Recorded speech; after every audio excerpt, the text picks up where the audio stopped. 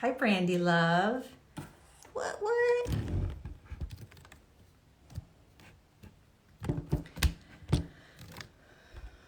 All right, I'm just setting everything up. How's the sound? I don't have anything plugged in. Hopefully it's good.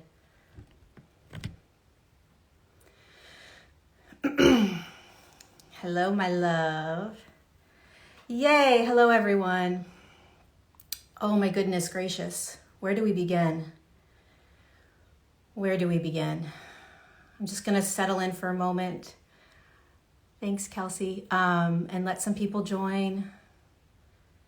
My heart's racing. I'm so excited to connect with you guys live right now. I felt a massive, huge, powerful calling to go live. So here we are. Thanks for being here with me. Let me know where you guys are from all over the world. Saying hello from Poland, Maine. What's going on? What isn't going on? Vancouver. So I wanted to jump on for a couple of reasons. One, I just wanted to touch base with everybody from around the world. I think that right now, more than any other time, we need to remember that we're not alone. That you're not alone in this. And that the amount of guilt and shame that is being thrown on individuals right now that are not necessarily following a specific narrative is really dangerous. And what it does is it makes you feel like there's something wrong with you. And the more that these narratives get louder, meaning that you are doing something that isn't good, you're doing something that isn't right, you're doing something you shouldn't be doing, right? Everybody else is doing this. Well, is everybody else actually doing that? I don't think so. But it can be challenging if you feel like you're the only one, right? Like, is anybody else in here standing up for themselves and standing up for their truths and what they believe to be their absolute right? Right? What we choose to experience, what we choose to put inside of our physical bodies is our right. And this narrative that is being perpetuated around the globe, it's going to get louder. It's going to get louder. And so this pushing up against a wall is going to get more intense. So I'm coming on first and foremost to tell you that you're not alone, whether you are following the narrative or not following the narrative. Your truth matters. Your truth matters. Your voice matters. Following your sovereignty matters. Now more than ever. And the courage that it takes to follow your sovereignty. What is sovereignty? It's you. It's your light. It's your frequency. It's your resonance. It is your knowingness. How many of you have a knowingness within you about many different things? And because we don't want to be judged, because we don't want to be not liked, because we don't want to be ridiculed or criticized or silenced, we will ignore what is our knowingness. And the evolution in human consciousness, which is what you're going through right now, this evolution is all about learning how to follow your knowingness, you that's inside of your body, you, the you that you have always been. When you start evolving, when you start waking up, when you start holding more light in your body, you can't ignore that any longer. And therein lies the juggling act that we're doing. Because we look around and this evolution It doesn't happen all at once. All 8 billion humans don't evolve at the same rate, at the same time. So you're looking around and you're like, yeah, 75% of the people in my city right now are not feeling the same way I am. What does that mean? What's going to happen to me if I stay in my resonance, if I stay in my knowingness, if I keep following my truth? What's going to happen to me? It's a legit question, right? What's going to happen to me if I do start to follow the narrative that I don't want to follow? What we're experiencing on the planet right now is it's one for the ages. And I have to remind you that you're not here on accident. You're not here as one of the ones that are sort of standing on the front lines on accident. You're not being forced or pressured into speaking your truth on accident. You planned for this. You planned this. Regardless of how difficult it is for you right now, regardless of how challenging it is, we all planned this. And so the more that we can, what I mean planned, you incarnated into the human body to do what you're doing right now. To do what you're doing right now. And the more that we can remember that we are not alone, no matter what the narrative says, and that our power that we have is our sovereignty, is our resonance, is our knowingness. You can't take that from someone. You can't take sovereignty from someone. You can't take someone's voice. You can't take someone's truth. You can't. And the more that we can be the voice of all those that have been silenced, the more that we can be the courageous ones for those that couldn't be as courageous, the more we will be able to assist those that are ready to step up, that are ready to stand up, that are ready to follow their resonance. This has nothing to do with what is the right or wrong thing. You see, what is happening right now is that there is a divide that is getting louder and freaking louder. And what we do not want to perpetuate is a divide. We want to understand that the amount of fear that is being pummeled into humans right now is so potent, so powerful, that it has the ability to make humans turn their backs on other humans. It's insane.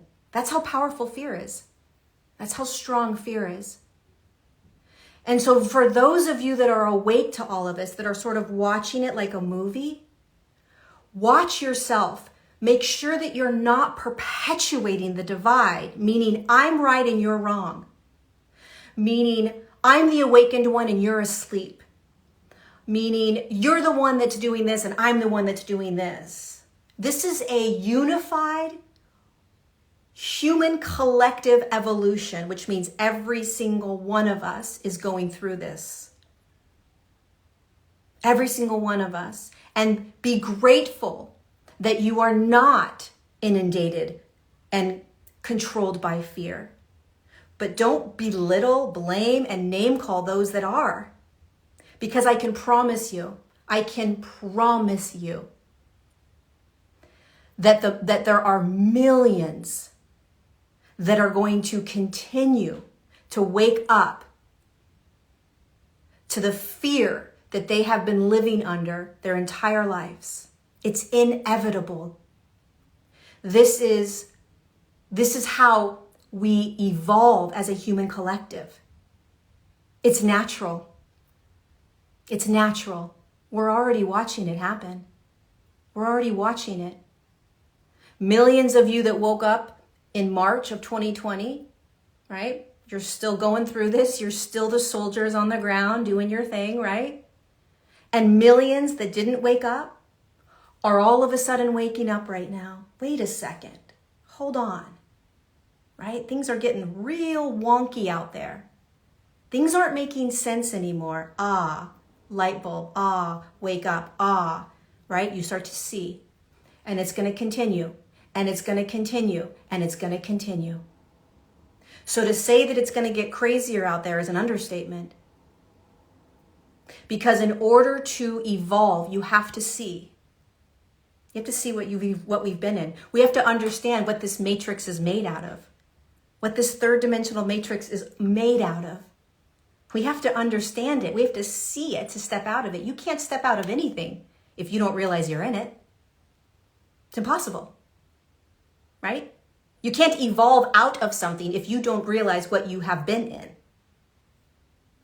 So even though you are awake, even though you see everything, even though you understand everything, it's going to take a lot more crazy to wake up billions of humans. And we have to have compassion for that.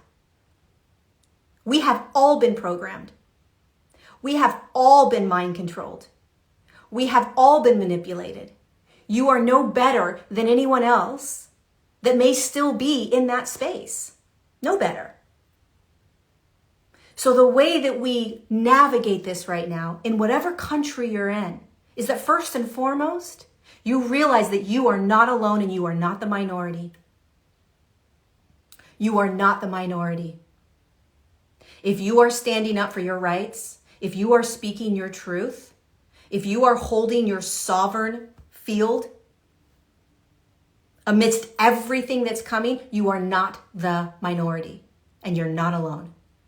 That's the first thing. Second thing, you came here to be on the front lines. You came here to do this first. You came here to be the way, to show the way.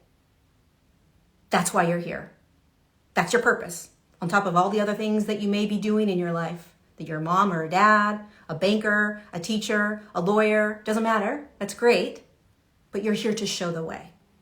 And the third thing is that as it gets crazier in your country, as it gets crazier in your state, in your province, in your town, in your village, the crazier it gets, recognize and remember that your role is to hold more compassion, empathy, and love for those that are going through it than you have ever been able to feel.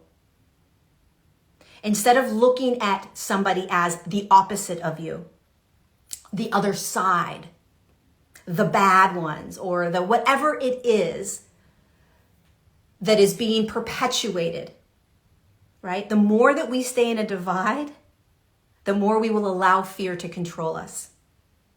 The more we hold compassion, empathy, and love, fear has nothing on us. The louder you will get with your sovereignty, with your knowingness, with your truth. When you find yourself in any divide with the family, with friends, with coworkers, you find yourself dividing, i.e., arguing, debating, trying to prove your point, you are perpetuating that which you are here to step out of. So just recognize it and then turn around and shower the individual that can't stand you with compassion, empathy, and love. See them literally experiencing fear, divide. See it. Love them, honor them, have compassion and empathy for them. There will be an opportunity for that individual to wake up, to see things from a different perspective. The more we get angry at someone, the more we fight with someone, the more you're just perpetuating what you came here to step out of and to show the way. And it takes constant, conscious awareness all day long to recognize how you are navigating this. You know, it takes a lot of courage to be you right now. It takes a lot of courage to be you. It takes a lot of courage to trust you. It takes a lot of courage to speak your truth. It takes a lot of courage to perhaps lose your job, lose family members, not be able to go to a wedding or a funeral or go on vacation with your family?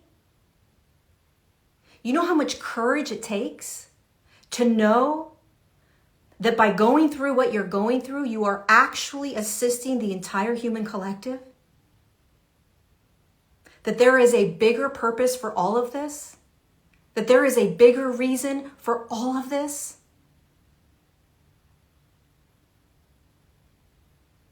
It's massive. And there's nothing wrong with those that are playing in the narrative. Nothing.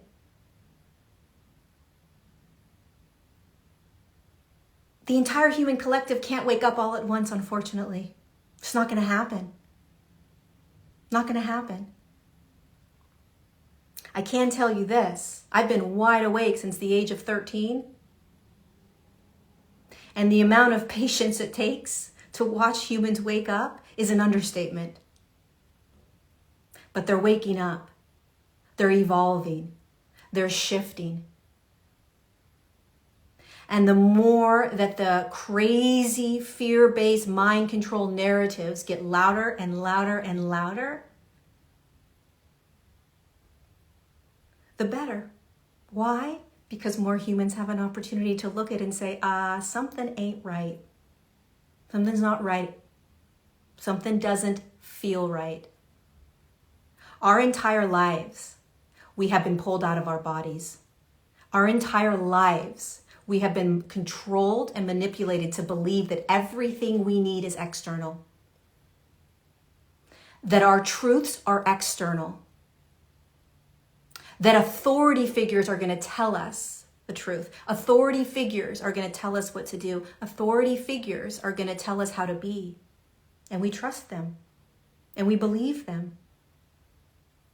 Because that's the programming. And when you start to evolve, when you start to awaken, guess what happens? You come back home. What's home? Your body. Why is that home? Because that's where your spirit is. That's where your light is. That's where you are, your consciousness that dropped in to the human body. You're not human. You're not your name.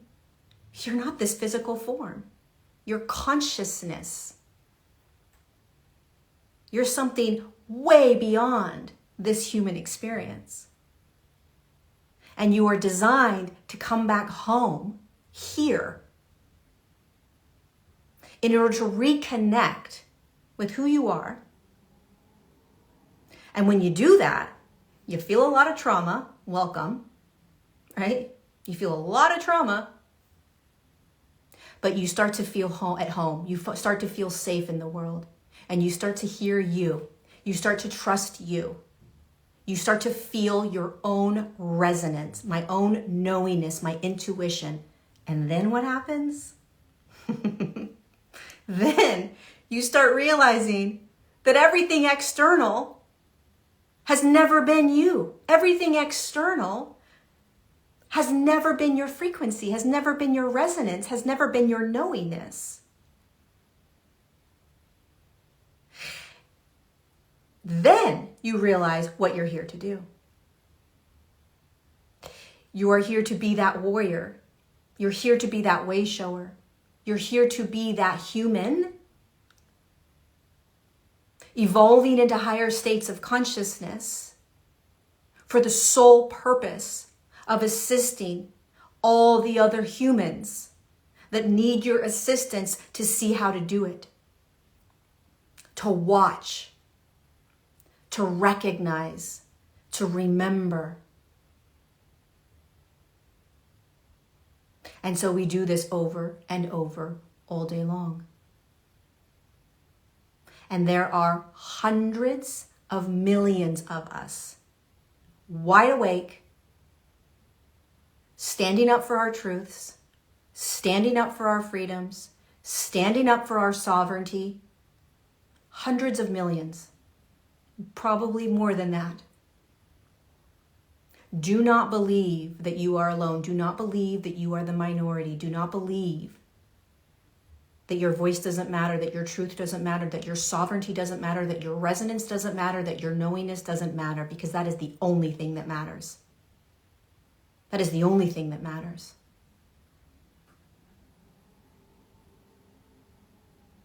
And then shining so freaking bright, holding so much compassion, empathy, and love, that the fear has nothing on you, that the anger from other people have nothing on you, that the coercion, the manipulation, the shaming, the guilting has nothing on you. Get in the body more and more. Remember your light more and more. Follow and trust your resonance, your knowingness, more and more and more. And you will feel safe. You will feel empowered. You will not be rattled by what's happening out there. You won't. You are not designed to be rattled by what's coming. You're not. That's not why you came here. That's not why you're awakened. That's not why you're on the front lines. You are not on the front lines to be rattled by what's happening. You're on the front lines to rock this. You're on the front lines to say, oh, hell no, here I go. You're on the front lines to be more empowered and more love and more compassion and more empathy. That's why you're on the front lines. That's why you're here. We are not here to be rattled by what's coming, to be thrown to the ground, right? Like a wrestling match where they pick you up and throw you. Favorite way to stay in the body? Feeling. Feeling. Feeling. How do you know you're in your body? You're feeling. How do you know you're not in your body? You're in your head. You're thinking about the past or you're thinking about the future. If you're in a past or you're in a future, you're not in your body. If you're as present as you possibly can be and you're feeling everything, you're observing your thoughts, you're observing your behaviors, you're observing. It's like you put the microscope on and you're like, oh my God, look at what I'm doing, feeling, thinking right now. You're in the body. The problem with humans going back into the body is it's very uncomfortable, especially if you have a lot of light that you're holding in the body. Because being in the body means, holy cow, I've got to look at the way I think about myself. Wait a second, I've got a lot of insecurities. Wait a second, I've got a lot of doubt. I've got a lot of lack mentality. I don't believe that I'm worthy to be loved unconditionally. I've got issues. We all have issues. Welcome to being a human. Welcome to being in a human body, experiencing a third dimensional field. You're going to have issues. Nothing wrong with it. You know, the most powerful thing about this evolution, I think, is that the reason that you are so miraculous, the reason that you are so freaking miraculous, I'm going to tell you right now, in case you forgot, okay, is that you chose to come in to the human body and wake up at this time.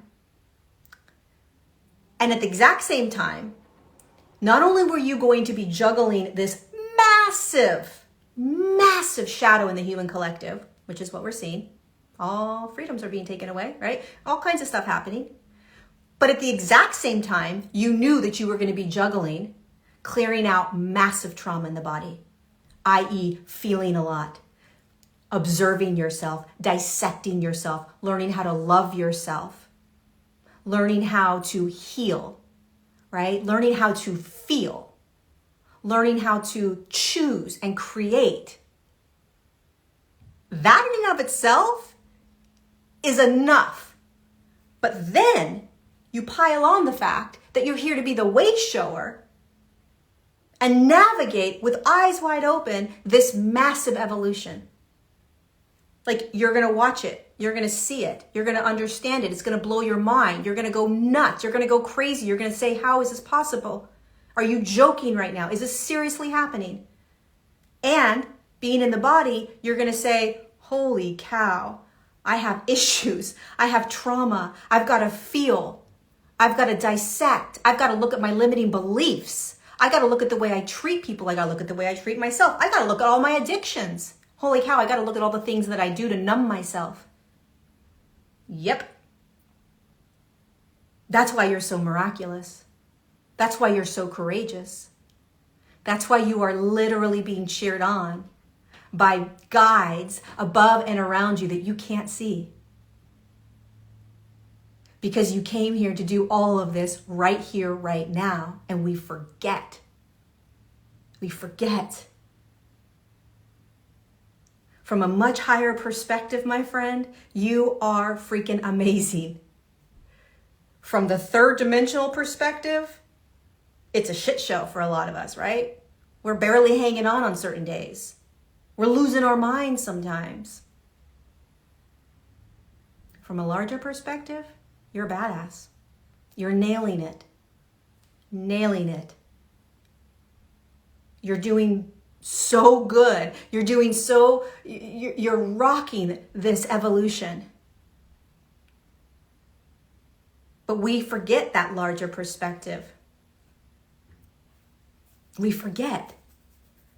Because we're in this. We're in this. So I don't know what's coming, but I will continue to trust that the crazier it gets, which I know it's going to get crazier, I'm in. I'm ready. I'm ready for it because I know that it has to get how the heck? Let's just assume that 1 billion humans are awake right now, right? They're conscious of all this. And then you've got a couple billion or however many billion that aren't. 4 billion that are awake, 4 billion that aren't. How do you think the 4 billion that are not quite awake yet, ready to shift, how are they going to start to shift? How? How did you start shifting? What happened to you that you woke up? What occurred in your reality that popped you? And for many of us that are very, very, very heavily programmed, heavily mind controlled, it's going to take a lot. It's going to take a lot. So you have to trust yourself. You have to trust humanity. You have to trust this process of evolution. You have to stop saying to yourself, it's getting worse. It's getting worse. No, it's called the evolution in human consciousness. It's just getting louder. It's not getting worse. It's getting louder. The more light that you hold on your body, the more light that this planet as of consciousness holds, the more light that the human collective holds, the louder that shadow in the human collective is going to get. What is the shadow? It's the control. It's the fear. It's the manipulation. It's the evil. It's the coercion. It's the greed. That's what's going to get louder. And the louder it gets, the more humans that are sucked into it will pop. And the more that humans pop and wake up, the less they will follow that low state of consciousness, that shadow, and the shadow will eventually dissolve. The way a shadow in a human collective dissolves is that humans don't participate in it anymore. I'm going to repeat that. The way a shadow in the human collective dissolves is that humans no longer participate in it. They choose to not participate in those lower states of consciousness: fear, mind control, manipulation, greed, coercion. What does that mean? It means that the human starts to choose. They start to choose how they want to be in the world, which is what you're doing. You're choosing. Do I want to play in fear or not play in fear? Do I want to be controlled or do I want to be sovereign? Right? That's what's happening. So you want to know how evolution works? Shadow is popping up into the light so that the human can see the shadow and can choose what they want to do with the shadow. And the more that humans see the shadow, the more they will choose how they want to be, And the less they will choose the shadow, and the shadow will dissolve. The shadow will have nothing to feed itself off of. Nothing. The only reason that this is even available to us, mind control, greed, manipulation, coercion, is because humans participate in it. It's the only reason it's around. It's the only reason it's experienced. So as soon as the majority of the human collective stops participating, the shadow will go away. In the meantime, it's like a bully in the playground. It's going to get louder and louder and louder. Bring it on. Bring it on. Remember, you guys, the shadow has to be seen. The shadow has to be seen in order to wake up the entire human collective so they can choose. Right? It has to. A lot of people say to me that you're negative, right? You're perpetuating evil, or you're perpetuating it by talking about it. No, I'm not. No. This is called the evolution in human consciousness. Simple. Very natural. That which has been unseen, that which has been controlling the human, has to be seen in order for the human to become free. Simple. When a human evolves, they begin to step out of consciousnesses that they used to be in. Fear, control, manipulation, etc., etc. It's not getting worse. It's getting louder. I have something in my eye. That's why sovereignty is so important. That's why sovereignty is so important, because when you start to become sovereign, you are the creator of your reality, and it doesn't matter what is being spoken. It doesn't matter what they are throwing at you. It doesn't matter what narrative. And by the way, any narrative that holds fear, you're killing people, it's all your fault, right? You're destroying the world. Any narrative that is based in fear is the shadow that is still trying to control the human. Any narrative that holds fear is the shadow that is trying to control the human collective.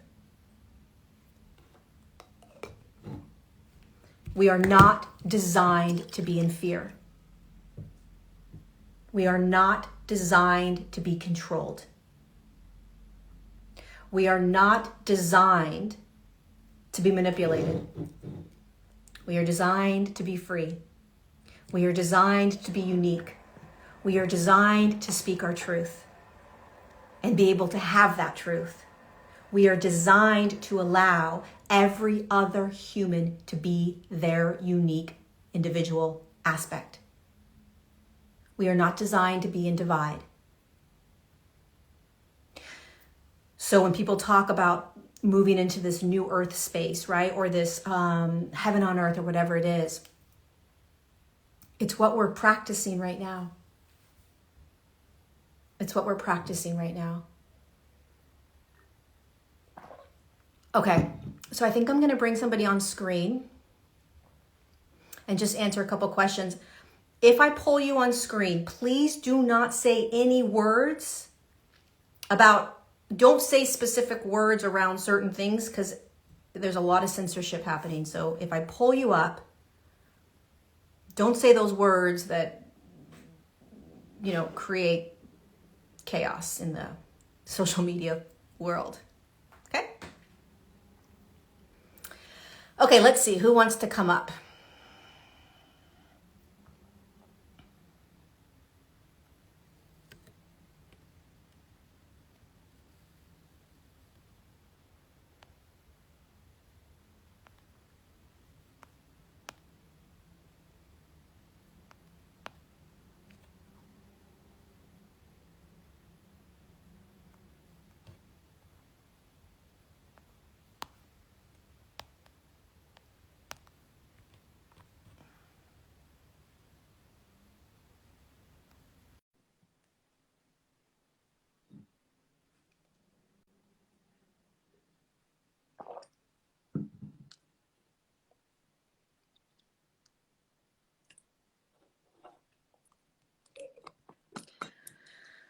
All right, I just sent an invite. Let's see if she pops in.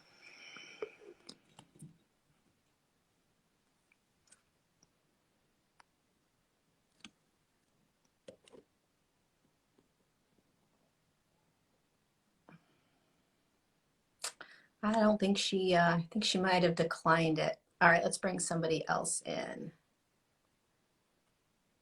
All right, Ashley. Declined. All right, let's do another one. Nobody wants to go live with me.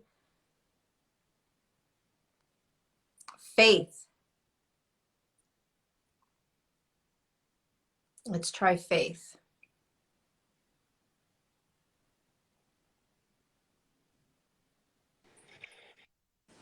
Hi, Lori. All right, we got someone.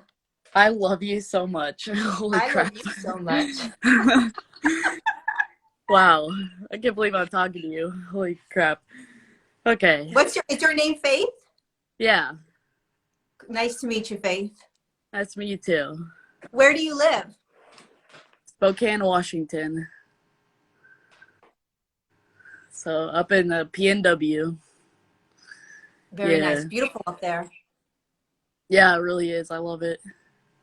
Yeah. The sky is What so are you up pretty to? all the time. What's Well, going on with you? I got fired from my job. So I don't know. I'm in this like weird limbo right now. I don't know what I want to do or like, because like starting another job sounds terrible to me, but like also like I should, but I don't know. I'm it's weird. I'm just like in this limbo of like not knowing where I'm going, but I feel like good about it. Like I feel like I've gotten a lot of like intuition, signs, synchronicities of like change coming, and like I feel like that cycle ended and it was a good thing. But yeah, I don't know. I'm just Do you have to get a job right now? not necessarily. Well, I have savings and I've been like door dashing and like making money, but yeah, I feel like the smart thing to do would be to get a job, or like the normal thing. I don't know. And I also don't know. What's your guidance telling? What's your like knowingness? What is like like deep within you? Forget about right, wrong, good, bad, I should, I shouldn't, the right way, wrong way. Without any judgment or attachment to any of what's coming through, what's your deepest knowingness around what's happening? Um that something is coming that's gonna like, I don't know, make it like okay. I don't know, like provide for me. I don't know, because I've been having a lot of just like signs and synchronicities, and I see numbers a lot. So it's like, I don't know, there's change happening in my life and I can feel it and I've made room for it. Like I'm in such like a place for where change is able to happen because I don't have a job now. I pay month to month in my house. Like I have a lot of room for change to happen. So I think something's happening, but I don't know. I don't know. It's so beautiful because what you're describing is really a very open and flow state, right? So it's sort of like there's a safety that you're feeling, right? Yeah. You're not living in from a space of fear. No, I'm As very much. content right Yeah. now. And when you're in that space, what's so powerful about the space that you're in, the powerful part and the challenging part, the powerful part is that it allows for your higher self to work through you. Because you are allowing for whatever to happen, right? You have space, like you said. Yeah. And what happens when we step into kind of allowing higher self to work through us is that everything slows down, right? So things get a little quieter. Yeah. There's a pause, a feeling of like, wait, what's next? What what resonates, what doesn't, what am I supposed to do, what am I, there's not a rush, because higher self doesn't rush, Mm. right? Higher self takes its time. Higher self is meticulous, meaning the higher self is not going to bring you that which is for your highest good until it is absolute divine timing. That's And so exciting. there's patience, right? But the Yeah. beautiful thing, Faith, is that you know deep down, like there's a knowingness in you, but you don't know what that knowingness necessarily is, Yeah. right? Which is beautiful. I think it's important Yeah. that we say that, because just because you have a knowingness doesn't mean you're going to know what that knowingness is. Yeah, and I don't know if I need to like jump or like do something like it just feels like I don't know, I'm like my ego is like you need to do something like make money or do something like start something, but I'm like I have this knowingness that I'm like I need to just wait and be patient. Like I feel like that's a huge lesson I'm learning right now is like patience. 'Cause like I don't have like I haven't found like the one, you know, or like and I haven't like I just have so much space in my life for something to happen. So I'm just like so excited. Yeah, I think this is an energy that a lot of the human collective is feeling right now, including myself. The amount of patience, the amount of like waiting that we've been doing is Mm-hmm. like nothing ever before, because what's happening is the way we lived in previous moments in the past doesn't work anymore or doesn't resonate. Mm-hmm.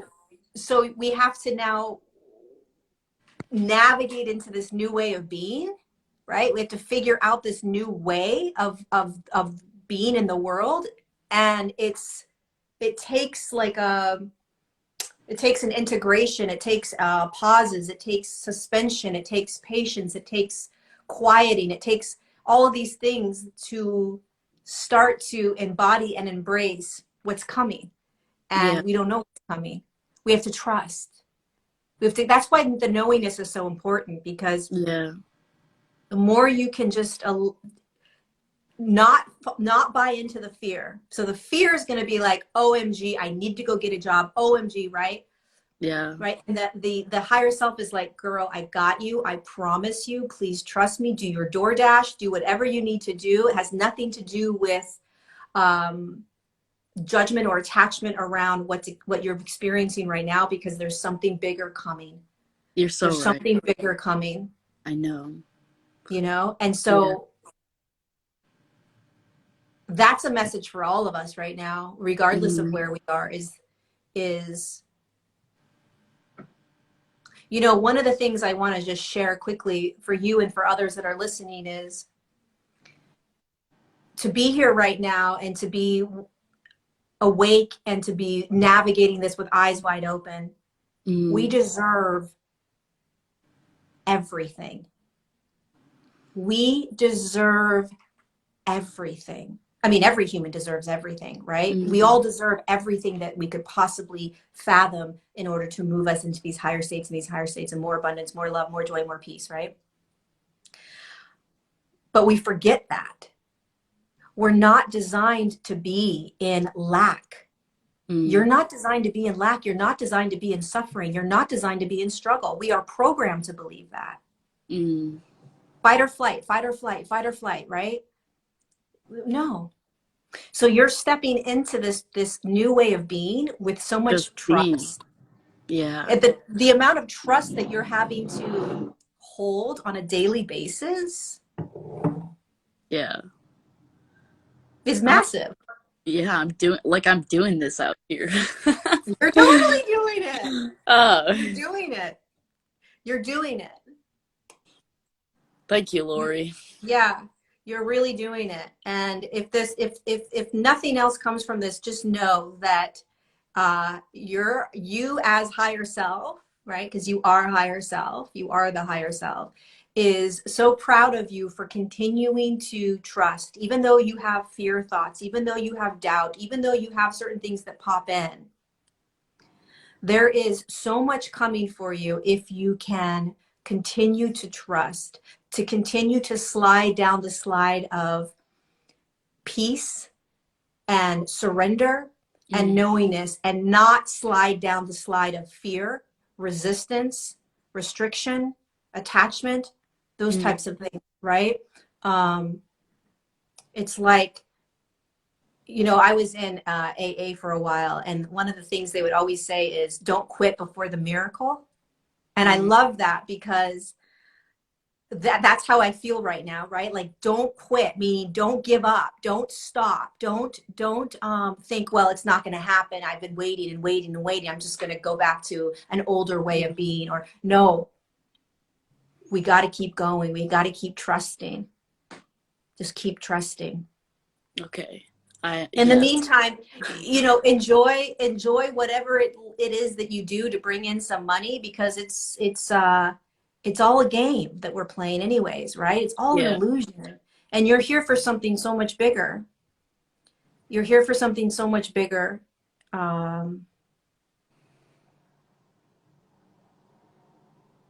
yeah. Yeah. You're in, girl. You're in. Yes. You're in. You're you're in. Good job. Thanks, Lori. I seriously love you so much. I've been following you for like over a year and a half. You help me so much, and you always all your messages always bring me so much like light and love, and just like it just like resets me every time. I thank you so much for this message. You're welcome. Thanks for being you. Thanks for I love continuing to you. trust you. And I love you, my friend. I love you too. Okay. Okay, thanks. Bye. Bye. Awesome. Love it. All right, let's do one more.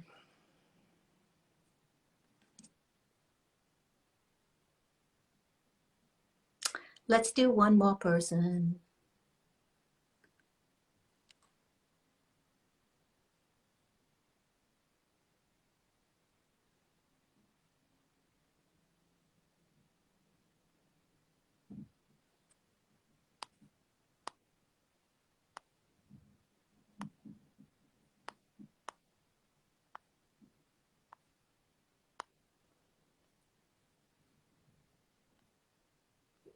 I'm laughing.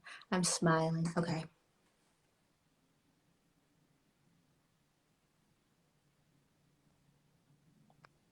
Where is it? Karista.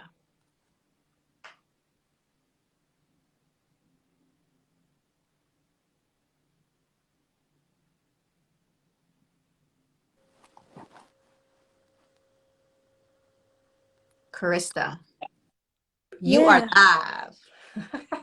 Is this for real? It's for real, girl. I'm trying to remember the question I asked before. Well, hello. Yeah. Yeah, cool. How, It's loading how, your face, so it's a bit slow. how are you? I can't see your face, but I can hear you, so that's okay. Oh, I can see Um, your face. yeah, it's being really weird. I'm just gonna see the spinning circle as Laurie Lad. Um, I just wanna ask, when you said before, like it's just a game, it's like I forget what you said, but it's just a game. Um, I want to know what you really think this experience really is. Um, because for me, I've learned that it's really like a genuine, purposeful, like divinely appointed time. Each of us has been given like a divinely appointed destiny and a unique place in this reality. So I want to know what you think about that. Yeah. So when I say things like it's all an illusion or it's all a game, it, it's about it's about the experience that we're having as the human, right? So there's layers to this awareness, right? One layer is we incarnated into a physical body that we call the human, right? And we incarnated, like you said, with a very purposeful reason, a divine blueprint, a signature within our being, right? Held within our bodies. And it's very important and very powerful. And many of us came in at this time in order to assist the entire human collective in this evolution. Okay, so that's one reality, that's one experience. We also are in a third dimensional field. We're in density, right? And when you're in, and density is not all there is. Physicality is not all there is. Okay. Yeah, totally. Yeah. So when I say that it's a game or that it is an illusion, what I am saying is that this physical reality is not the only reality that exists. Yeah.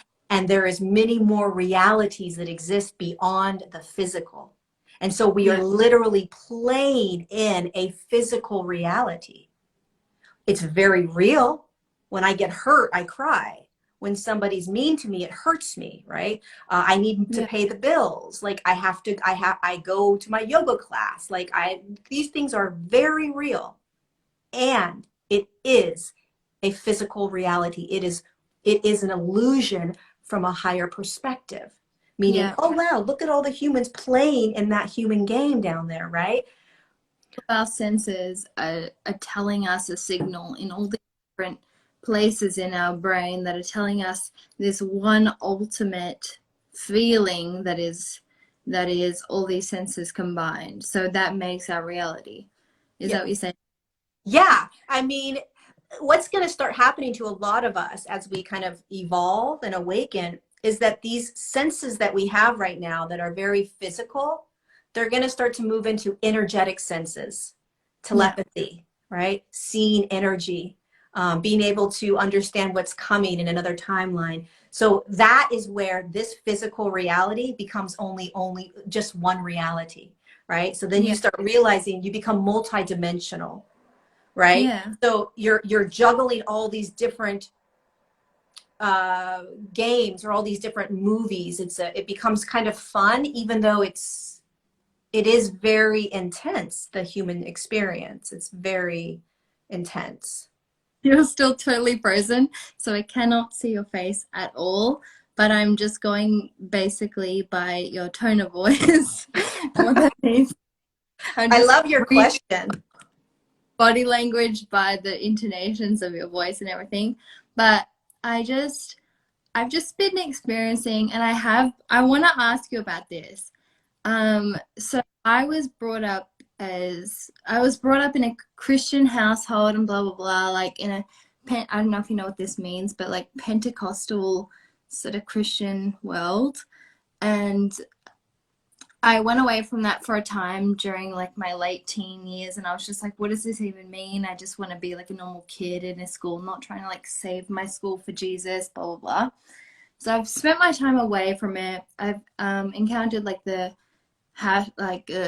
quotation new age experience, but there was one thing that I've never been able to put in any sort of box, if you know what I mean.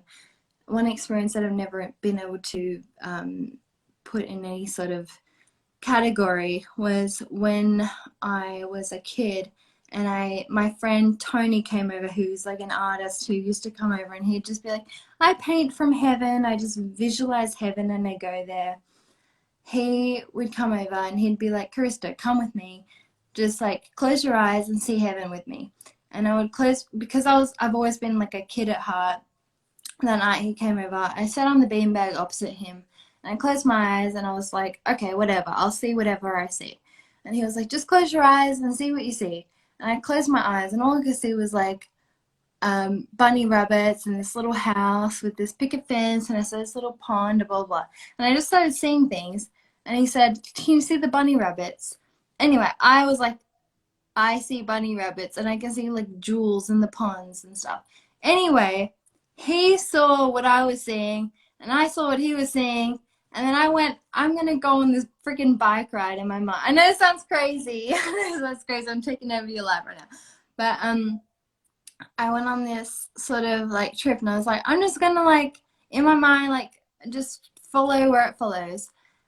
And with this childlike faith, I just like kind of went on this bike ride, and I could see this city, and it was all like watery, and I was like, this is really weird, but it's like, it looks so watery. Anyway, I like long story short, a lot of stuff happened from there, and he was like, "You're with me in this." But later on, I found out that God talks in the Bible about the streets of gold. You know, have you ever heard about the streets of gold in heaven? I heard that the the gold at its purest form is actually looks like Liquid. water. Mm-hmm. It looks liquid. Have you heard of that? Yeah. It actually looks like liquid, and it Mm-hmm. looks like moves, and it's kind of bluish. And that's when I thought, like, when my first kid pops out and they ask me, why is the sky blue? I'm gonna be like, it's gold, baby. It's probably gold.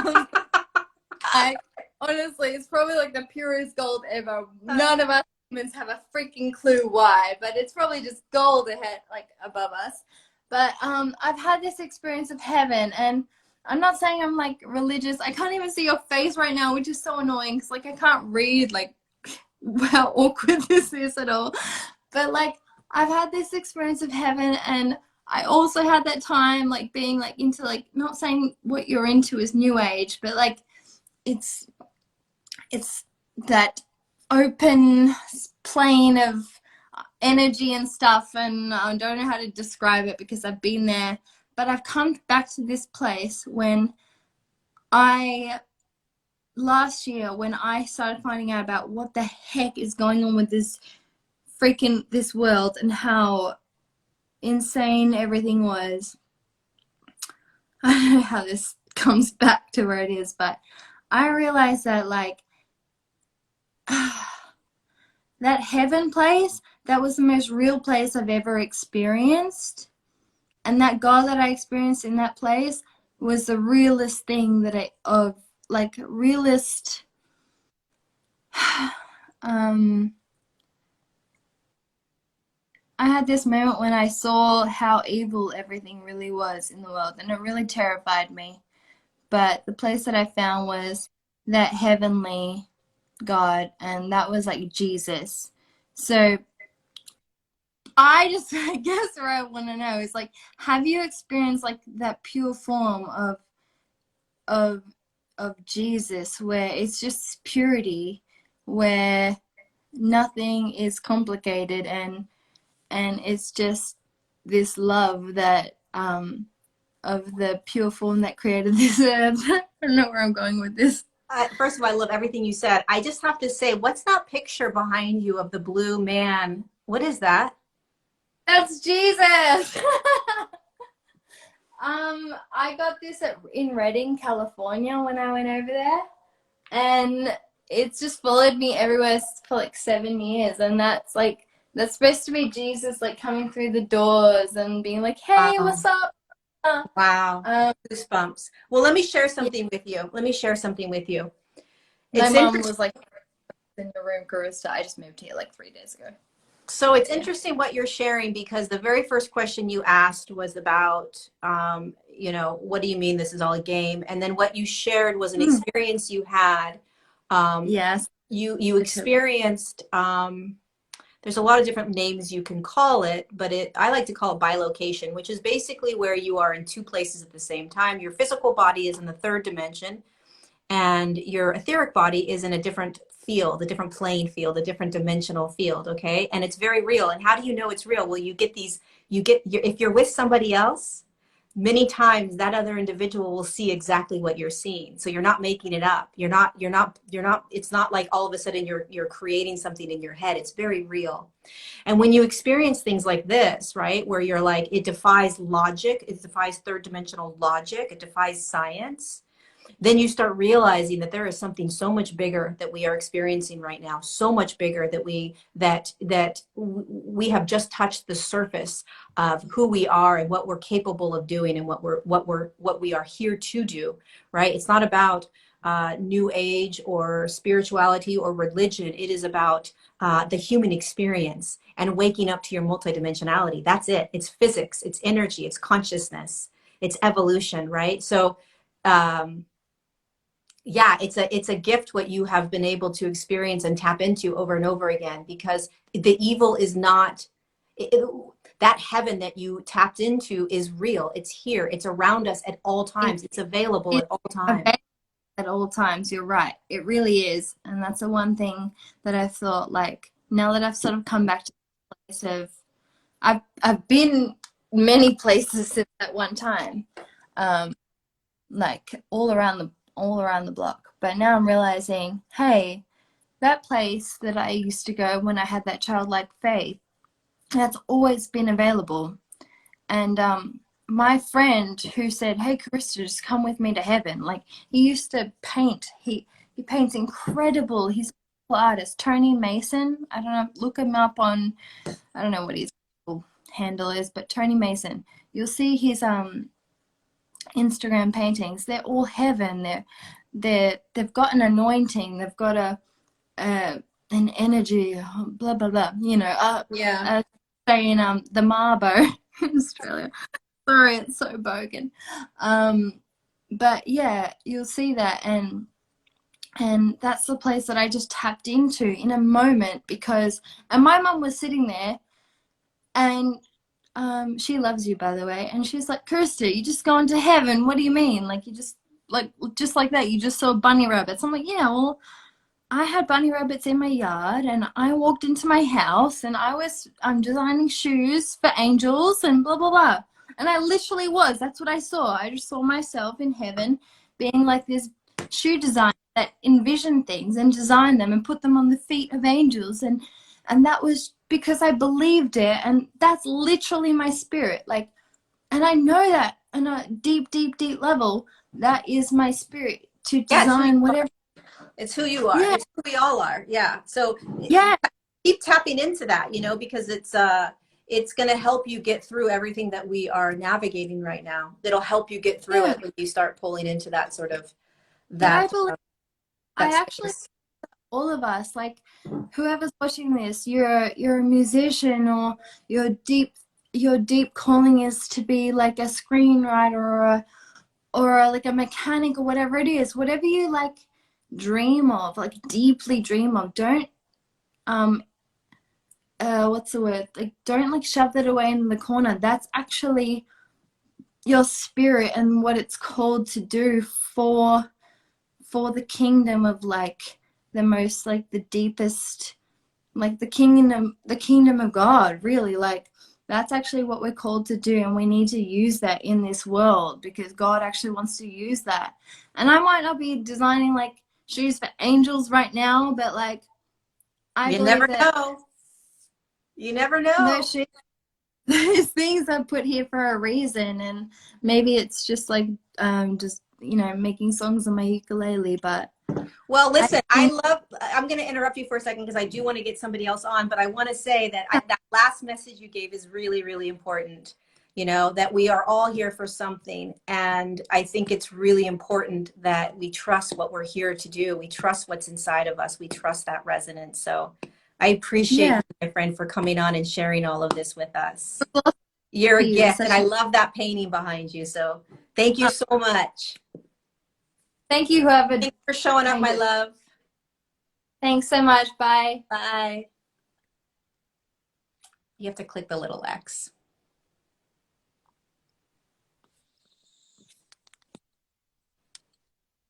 Let her click the X out. There we go. I think she clicked it. We'll see. Okay. I'm going to do one more person as soon as she clicks out. Great message.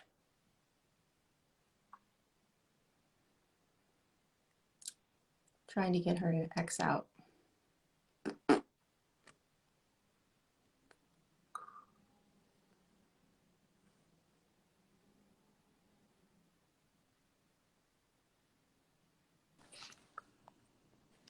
Oh, hello there.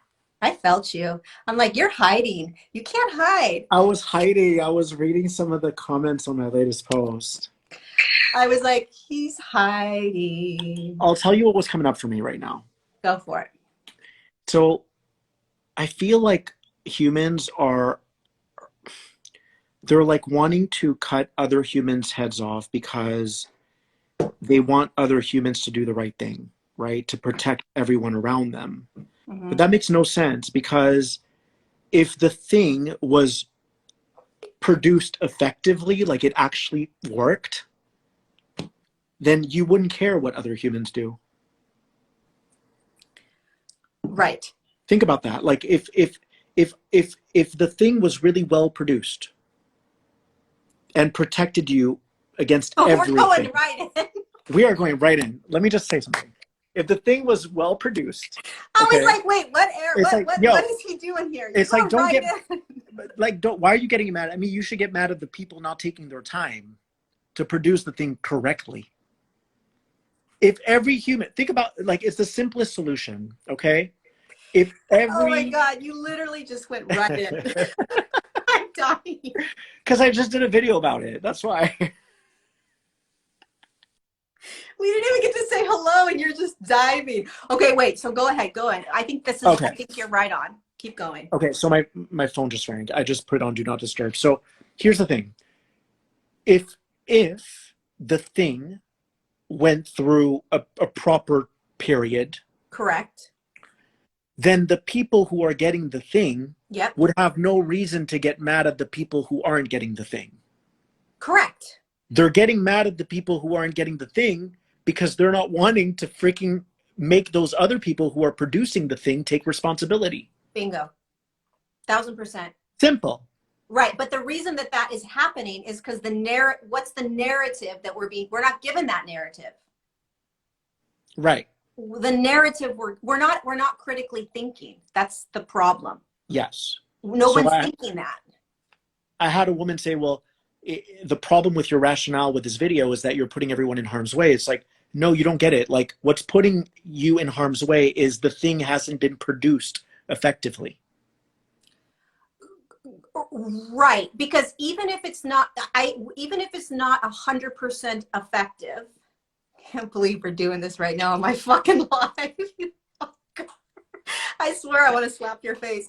Even though it's not 100%, right? Right. The design of these things is to keep you safe, right? The problem that we have, the thing that's hard to wrap our heads around, right? Because I was sitting in my car today just trying to wrap my head around this, is that you're being given something that hasn't yet been proven effective.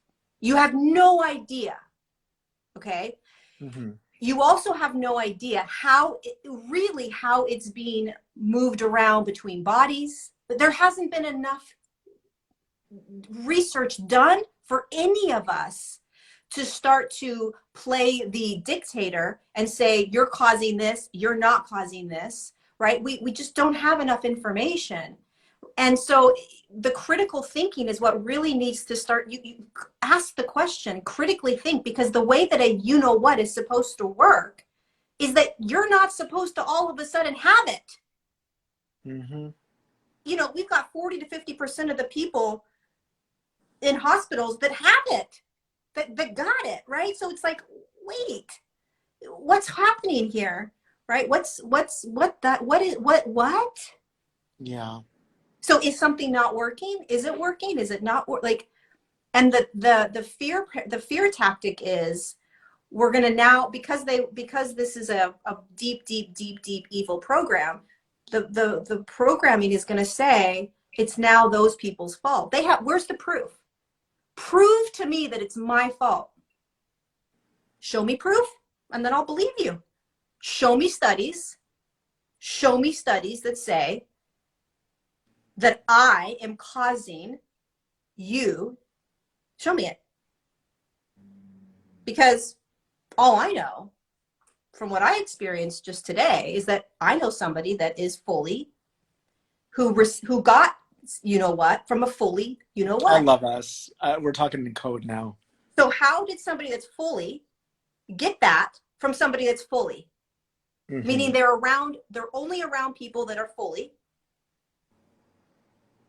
for the most part. What happened? Because how do they know they got it from the person that was fully? Because the person that was fully got it. I think it just comes down to this, and you and I have talked about this numerous times. Simplistically speaking, it's about just honoring everyone. right? Like you may do something that I may not agree with, but it's your life and I support you. Simple. 100%. That looks good. Well, listen, it's not as good as your green juices, but it's pretty damn good. It looks pretty fancy. So what else is up? Nothing. I just did a big spiel in the beginning of my IG live, and then just taking a couple people's stuff, seeing what's going on around the world. Do you want to take someone right now? I would love to. Can we take someone together? Absolutely. I wish we had our iced lattes right now. I know. Wasn't that good? Dude, I still can't believe you just came in guns blaring on my Instagram live. I came in glad because I had just posted a video. That's why. I know, but you know there's censorship. Yeah, I know. But I called it. What did I call it? I don't know. Okay, let's pull somebody up. Ready? And by the way, I'm live too. Oh, yeah, that's right. That's true. Okay, Frequency Angel, Patricia.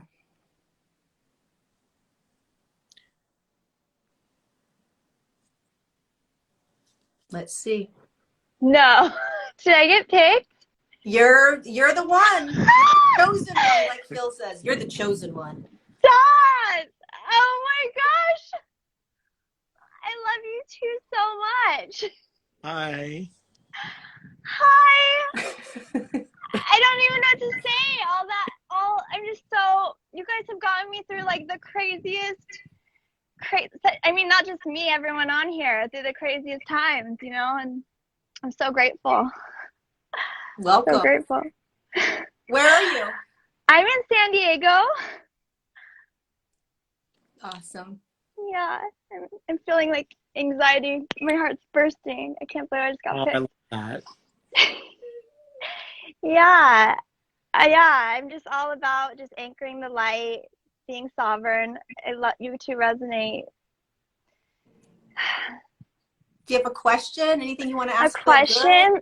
Oh my gosh, ask Phil a good question. I feel like I don't know what's blocking me from I'm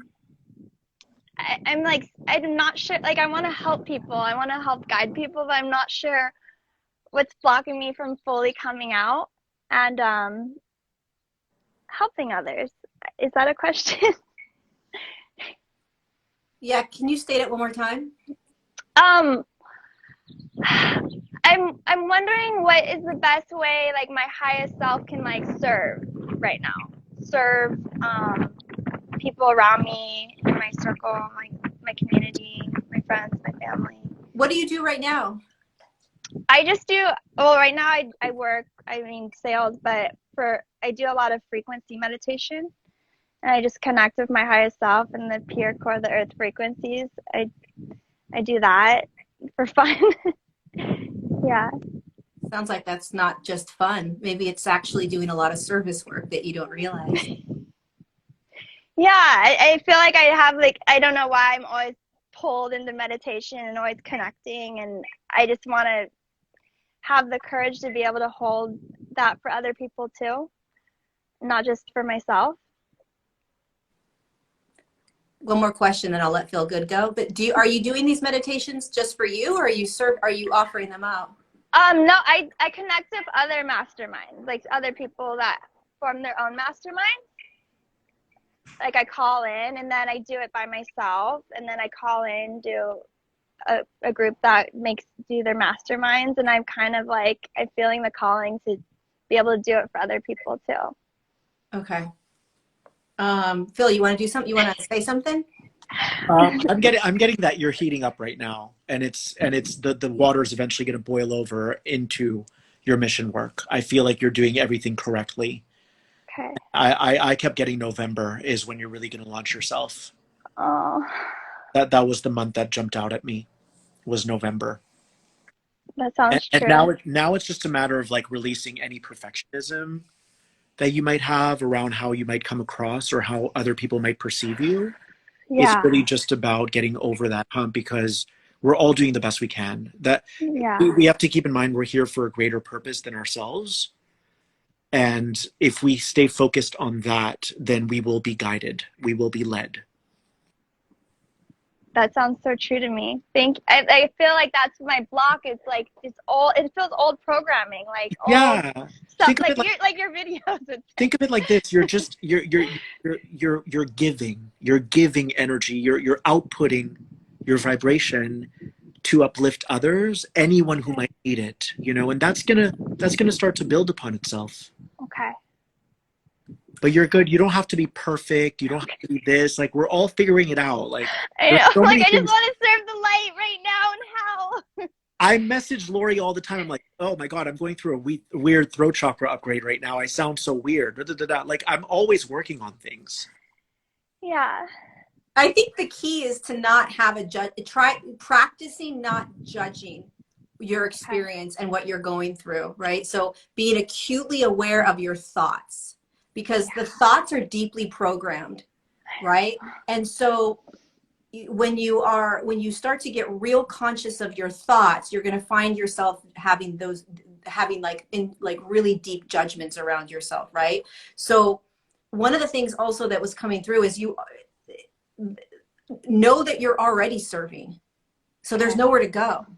Okay. Right? When you say Right. to yourself, I can't wait until I'm serving, right? I can't wait until I'm doing the service work. You already are.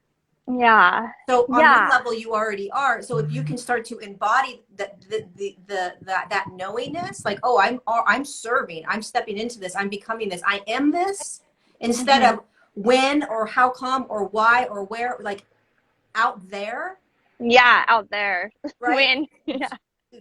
Try to know that it's now. Know that it's, even if it's not presenting itself physically, because what's going to happen is that you're going to be shown everything that needs to dissolve in order for you to show up for humanity.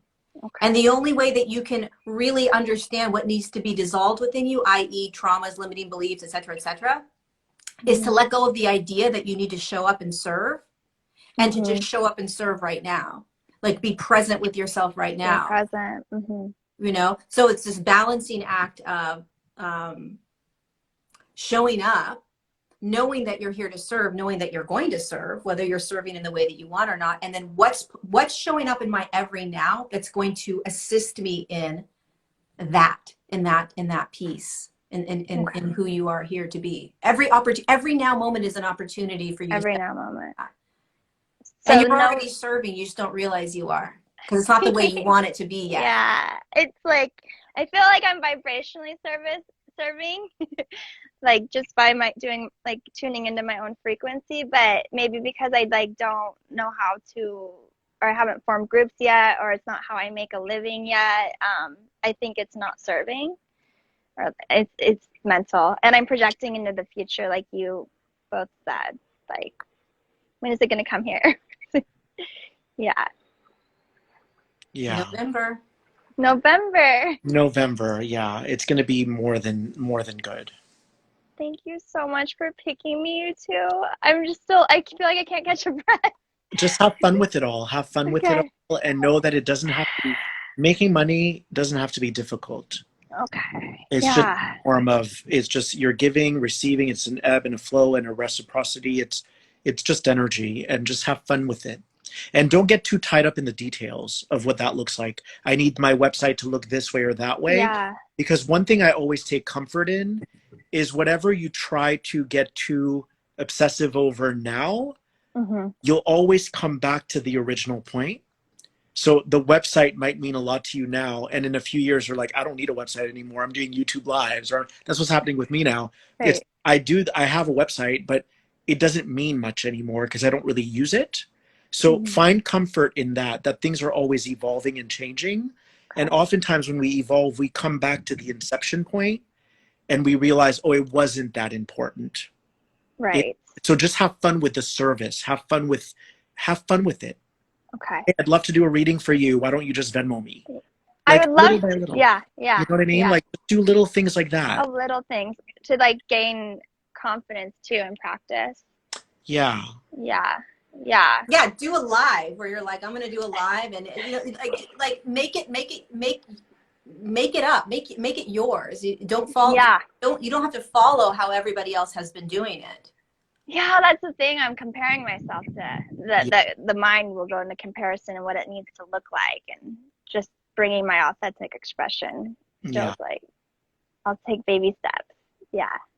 I'm so grateful. Thank you so much. Thank you. You're welcome. Thanks for coming on. Of course. I want to give someone else a chance. All right, thanks. All right. Thank Bye. you. Bye. I think it's interesting, like how you and I live, Phil, Yeah. because we don't do it the way that, like the way that we do our lives is so different than I think how so many people do it.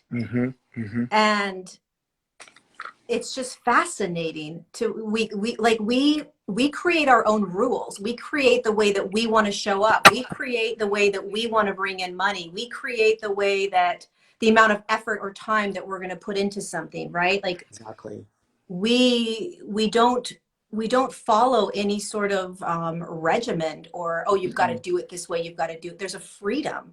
There's such a freedom to that. And it just, I feel like it naturally unfolds where it's like, there came a time for me where I was like, all I want to do is YouTube. And then it was like, okay, cool. And then it builds. It's like, okay, now they added the super chats and it just naturally unravels and it takes care of itself. But we, again, going back to what makes us happy. Yeah. And just showing up, like you got to just show up. Yeah. It's just about showing up. Just show up and then see what unfolds next, and then what unfolds next, and what unfolds next. Exactly. Because we're always taken care of if you trust that. Yeah. Always. Exactly. Cheers. Cheers. It's good to connect. I love seeing your face. Me too. Are you gonna go to Larchmont? Yeah, in like an hour. And I'm getting my thing. It's so good. Dude, it was so good. I got a grande. I've got to get a venti next time. It's got to be a venti because they put a lot of ice in it. A lot of ice, and also whenever I drink whenever I drink iced coffees, legit, no joke, it's I drink it within like 5 minutes. I drink it so much faster. So, but they put 3 shots in it. That's pretty good. I actually drink hot drinks faster because I know they're getting colder. And then I sip on my iced coffee. It'll take me an hour to get through an iced coffee. Could you imagine? Dude, that's torture. Yeah. You sip it? I sip it. Like that latte that I just got today, if I got it a venti, you would drink that for an hour? For an hour. What do? You take 1 sip and then pause for and then you take another sip? I'd probably pause for 5 minutes. You don't have a craving to just keep drinking it? Nah, because no, not really. Nope. I just kind of like, so I'm usually tuning into a podcast. Yeah. Take my sip and then I'll get back to what I'm doing. And then I'll take another sip and get back to yeah. Wow. Maybe 30 minutes, maybe 40 minutes. That's impressive. But I'm very impulsive. Are you impulsive? You're not impulsive. No. Yeah, I'm very impulsive. So. No, but I'm also not one of those guys that can have like a cookie and stop. Like so I'm not impulsive, but I'm not satisfied until I really get a good taste. Right.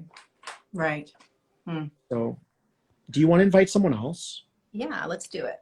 Okay. I'm really intending somebody from like Australia. How did you do that? Filters. Where I'm trying to is see that? if I can add. I want a filter. I'm trying to see if I can add Wait, a how did photo you in the do back. it? What did you push? I pushed the green screen. I don't have that. Yeah, you do. You have to click on the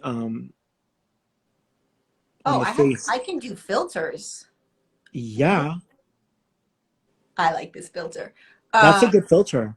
Yeah, it's great. Wait, how do you do this? Where's the what's up? What's up, yo? What's up? Okay, let me bring somebody on. I don't know how to do the The green screen. Oh, you can even look for filters. I don't think I You can do a can green screen. you can search green screen, and it'll show. That's hilarious. Okay. I went to TikTok. I made a mistake. Oh, those are cool. All right, let's bring somebody on. We have like 100 people that want to come on. Okay. Um,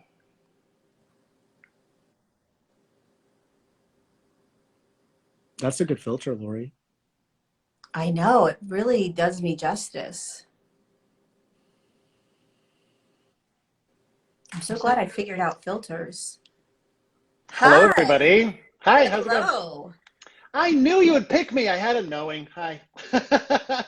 I love it. Is your name Phil. Matt? It is Matt. Hello.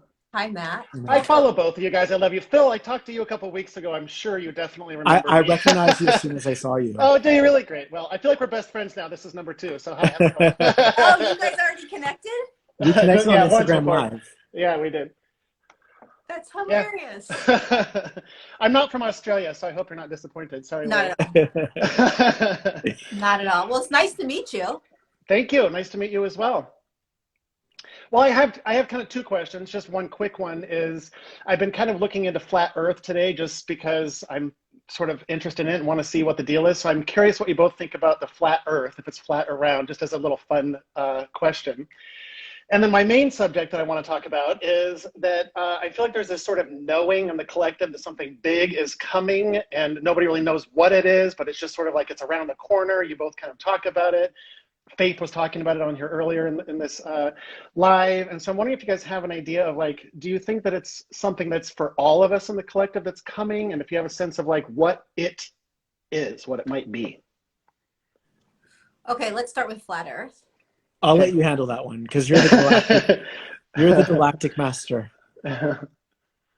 So let's just, from my belief, from what I've been told, is that it's not necessarily the way we see it, but it's also multidimensional. So it'll be seen based on the frequency that you're holding. So the Earth is round, but it's not the same sort of roundness that we believe it to be. So it's more of like from what I've been shown and what I've been told, it's more of an it's not flat. It's not like this, right? It's Okay. more of a like a stretched out planet type of, like, I don't even know the word I would use, but it's like a stretched out planet. And what I've been shown and told is that eventually more and more of that will become we'll start to see that more and more as the evolution in human consciousness shifts. But it's a tricky subject because then you have to talk about NASA, then you have to talk about CGI, right? You have to talk about all these things that are very controversial and that are very hard for people to wrap their heads around, right? So did we actually go to the moon, et cetera, et cetera? And we have enough on our plates, in my opinion, dealing with all this stuff. That's just like one more thing where it's like, oh my God, my mind's gonna be blown. So I typically don't talk about it, but yeah, there's Right. a lot there that will eventually kind of be dissected more and more as we start to dissect just the basic, stuff that we're dealing with right now. But Totally. It's just a little, because it is a rabbit hole that you can go down Yeah. that can make you totally crazy, which, I'm doing right now. I'm like, oh, maybe I need to take Yeah. a step back because it's a lot. But it's a lot. just out of curiosity, I was just checking it out to see what people think about it. But Yeah. just curious what you guys thought. Yeah, It's a cool. lot. What was Yeah, the that's a second lot. question? What's coming in the future? What is the thing, the thing that we're all sort of anticipating, in your opinion? Phil? Ooh. Well, there's definitely going to be, this goes beyond just like our own singular reality. I definitely feel like the collective is choosing to undergo changes. So there is going to be some sort of a escalation of what we're currently seeing, but it's going to be escalating more and more and more. And so I think that we're bound to see things hit the fan for sure, because they have to. Um, are you there? I see you, Lori, but okay, there you are. Yeah. Yep, yeah. So I feel like there's going to be more that comes to light because it has to. That's the nature of awakening. It's the nature of even humans. I mean, I've had times in my life where I was consciously asking for an intervention, and I didn't care. I was being self-destructive, but the intervention happened. So I think there's a lot of unconscious activity going on where people unconsciously want a divine intervention, and I think other people are consciously asking for an intervention, which is why from all fronts it has to keep escalating. So I don't know if there's a thing per se. I think it's already here. I mean, we don't, that's the thing. We don't want to divert our attention away from what's here, because then we're going to normalize what's already happened. We don't want to normalize what's happened. That's good. That's really important. You just said. I think it's really important. I think it's really important because it's going to be a multiplication of what's going on. I think that's really, really powerful. Like, what do you mean when you say normalizing? That's really powerful, actually. Well, what I mean is that sometimes there's something in plain sight staring us in the face, and we're like, no, but I know it's kind of like if you meet the love of your life and you don't recognize them as the love of your life. You're like, but there are plenty of fish in the sea. I'm going to keep dating. And so you basically turn a blind eye to someone that was extremely important because you're lost in a fantasy of this other thing that might happen. So we don't want to get twirled up in this idea or in this fanciful reality that some major cataclysmic event is going to go down. We really want to focus in on there's a lot that's going down already. And the more we take our attention off of it, the louder it's going to get. The more we play, it's like consciousness. The more that you place your focus on it, then we can start to transmute it. Then we can stop it in its tracks and go, now it's time to take our power back. If we keep looking away and waiting for the aliens or waiting for some massive, I'm not going to use the word, but some massive cataclysm, then we're asking for that. Right. So good. And I don't mean necessarily something, cataclysmic, but just, something that's divine, that's meant to happen. Maybe the shift into 5D, maybe the new Earth, maybe something good, right? It doesn't have to be something terrible, but something good that will happen to the collective. Or do you think maybe it's just sort of individual, like something big is different for me, that's different for you, that's coming around the bend? Maybe. Well, the thing about the new Earth is we're not going to 5D yet. We're just not. Like, humans wouldn't be able to handle that. So we're going into a reality where there will be a shadow and a light to every situation. And it's going to depend on our perception. So cataclysms can be good. It's a matter of perception. We don't want to jump into that, but we're going to go to the light, because we're starting to open up our access to where we'll have access to both the light side and the dark side to everything that we do. Even with people in your life. One second you might see your mom as a divine being, and the next second you're going to toggle and see her dark side. That's what we're moving into now. But we have to go through that first before we move into more of a settled presence. But people are going to have to outsmart the astral plane. And I think we're still in 3D, and we're going to have to move through that fourth dimensional terrain for sure. Sure. Because I feel like a lot of it is we're expecting something to come and save us, whether it's the aliens or shifting into 5D suddenly or something like, finally get us out of here. But I feel like that's part of the journey is going through the muck and not being saved by whatever it is that we think is going to save us. Is that accurate? Is that what you're kind of feeling too? What do you think, Lori? Yeah, I mean, the savior is that savior archetype is a program, right? That someone's going to save us. I mean, the thing about sovereignty, which is what we're learning here, right? If you talk about 5D, how sovereign are you in your everyday now moment? Everyone's trying to get somewhere. We're trying to get there. We're trying to get there. And we have an opportunity in every now moment to be there right now, to be it right now. So if we're constantly focused on what's coming, what do I need to prepare for? How do I do this? How do I be this? Who's going to come in and help me? Who's going to guide me? Who's going to show me? We're still programmed. So you're nowhere near the 5D because you're still programmed. You're still looking externally. You're still asking for somebody else to assist you. It's all about coming back into your sovereignty, into your truth, into your knowingness, into your beingness, exploring all of the dark, all of the shadow, all of that at the exact same time, right? And a lot of times what happens in the spiritual community is there's a program called I don't like to feel the dark. I don't want to talk about the dark. I don't want to do the shadow, right? We're just going to be in 5D. And the problem with that is that you are denying the actual process of evolution, which is that it is all of it. Like what Phil said, there will always be dark and light. That will always be, because why? Because we're in a quantum field. So when you move into 5D, you're not exiting the 3D. You are looking at the 3D 24/7 all day long, and you're choosing a different field. 3D doesn't go anywhere, nowhere. You're choosing. And so what are we having an opportunity to do right now? Choose. Are you playing in fear?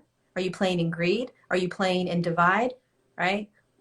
So people that say that they're in 5D, I call BS a lot of times, because what you're doing actually is you're denying, right, what is right in front of you, an opportunity that's right in front of you of really choosing and seeing and deciding, right, how you want to be in every now moment, not ignoring or denying the shadow that's within you, not ignoring or denying the shadow that's out there, right? But instead seeing it, honoring it, experiencing it, allowing it, feeling it, and then choosing. That's empowerment. That's sovereignty. Not turning your back and saying, nope, I'm going to pretend it's not there. Nope, I'm going to pretend it's not there. Nope, I'm going to pretend it's not there, right? Because you're always going to see it. 5D doesn't mean you don't see it. And we're going to be in a lot of suffering if we believe that. Also, 5D doesn't wipe away your traumas. 5D teaches you how to wipe your own traumas away. 5D wants you to take responsibility. So 5D doesn't wipe away our traumas for us. It's really important for people to understand. There isn't going to be a flash of light and everyone ends up embarking on the same timeline. There's a system. The cosmos is divine order. So there's an order to vibration. There's placement. And so if someone's been meditating on a Tibetan mountain their entire life, and then someone flips into 5D, they're not going to know a 16th of what that person knows who's been meditating on the mountain, because that person spent more time, and we are in a reality of time. And if you spend more time on something, you perfect it more. So if the 3D isn't bad, it's the dimension of time. It's where time exists. And so time allows us to polish ourselves. It allows us to elevate ourselves. So if you play tennis your whole life, you're going to be really good. You can't expect 5D to turn you into a great tennis player. There's order to the universe, and everyone has to pay their dues. Everyone has to earn it through merit. Everyone. Do you think that once that shift, when humanity eventually does shift into the 5D, that we'll still be dealing with our trauma on some level, or that we'll surpass that in some way? Well, I think there's going to be an acceleration because people are finally going to know for certain that they're safe. And safety is key in uprooting these traumas, but they're still going to have to go through a cleansing period. I think it's hard to even predict, really. I mean, how do we even really know, right? Like, the only thing that Phil and I know is what Phil and I have experienced so far, right? And like what we've been given and what we can anticipate or predict, perhaps. But you know, humanity has never done this before in the way that we're doing it. So it's brand new for all of us, even though we're kind of in a past. So we've already done it, but we don't necessarily remember, although some of us do kind of remember. It's still a guessing game a lot of the time because we're still pretty human. But the way that I've always seen life and experienced life is that everyone's already on a different dimension. No one's in the same dimension. So the 5D to me is more of what we're trying to achieve in terms of a planetary frequency. But every single individual is occupying a different dimension. That's how I see it. And so 5D there's been a lot of tyranny on the planet. Now we want to start lifting humans out of that by taking responsibility, by realizing that we signed on to everything, and then reversing all of it. That can take hundreds of years, thousands of years.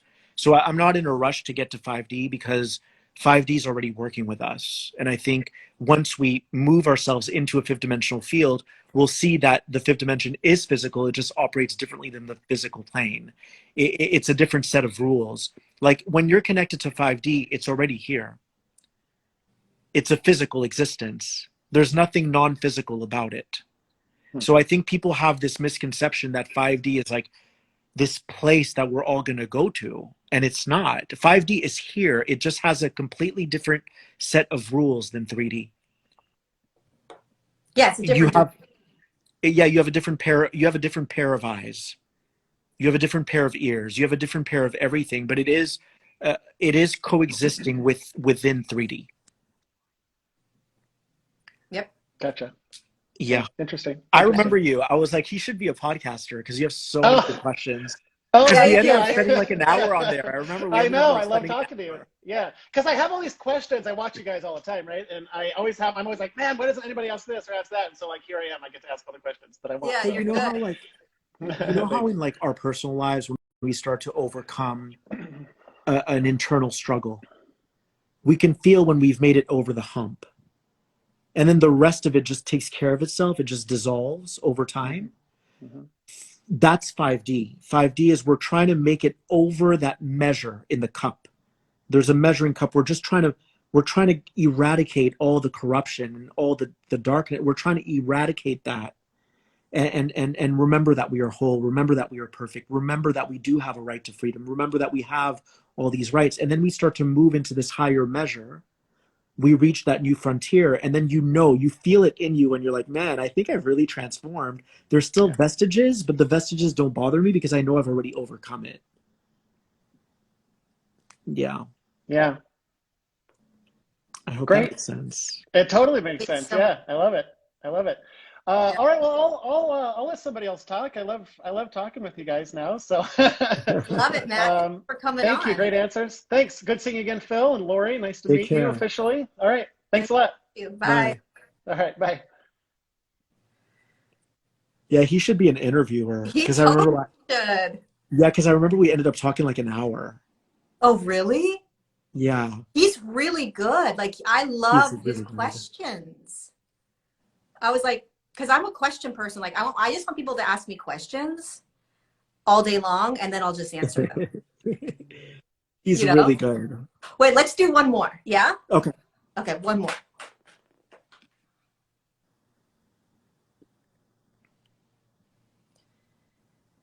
One more beautiful human, and then we'll let us go. Okay.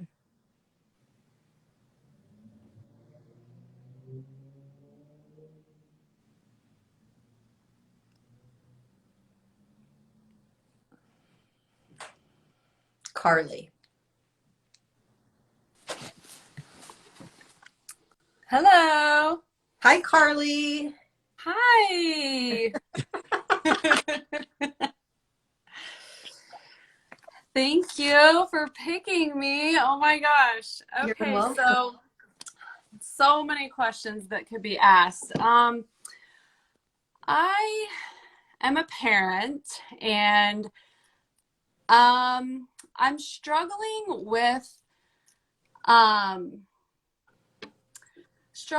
little bit with like when I'm with my kids, continuing to live in that place of like peace and for my higher self and like letting them be who they are without trying to control them or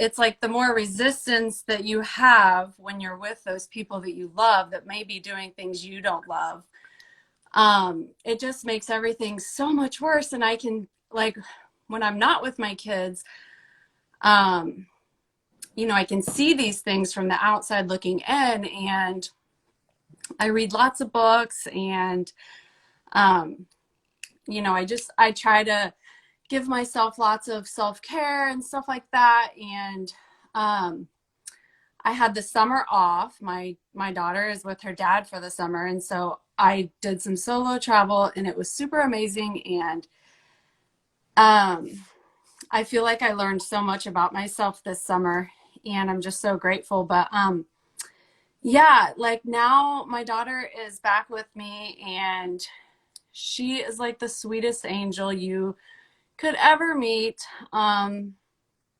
But I'm finding myself falling back into those patterns. And I don't know, I just wondered if you guys can talk a little bit about that. I'm not sure if other parents, I mean, I think most parents struggle with this.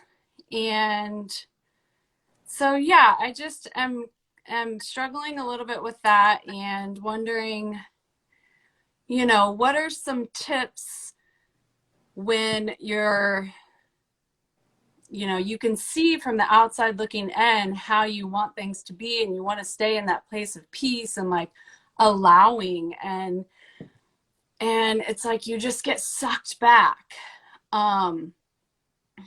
Yeah, so I think this can be with kids. It can also be, you know, with partners, or it's a little harder with kids because they're your kids. You know, if you're in a relationship and you guys are struggling with certain things, you can choose if you want to stay or not or whatnot. But with kids, it's like I mean, they're our biggest teachers. Like you have to face your, you know, your issues, I guess. So yeah, that's kind of where I'm at right now in my life. Take it away, Lori. I always, you know, I always take my hat off to parents right now, because I don't know, I can't imagine what it's like to be going through what we're going through and having children to navigate it with, right? Because there's only so, depending upon the age of the child, there's only so much that we can kind of control, right? And the programming runs so deep that children might not understand, you know, your way of experiencing your life and what you want for them or don't want for them. I think what's important, whether it's with a child, whether it's with an adolescent, whether it's with a partner, is that we understand, or we're consciously aware of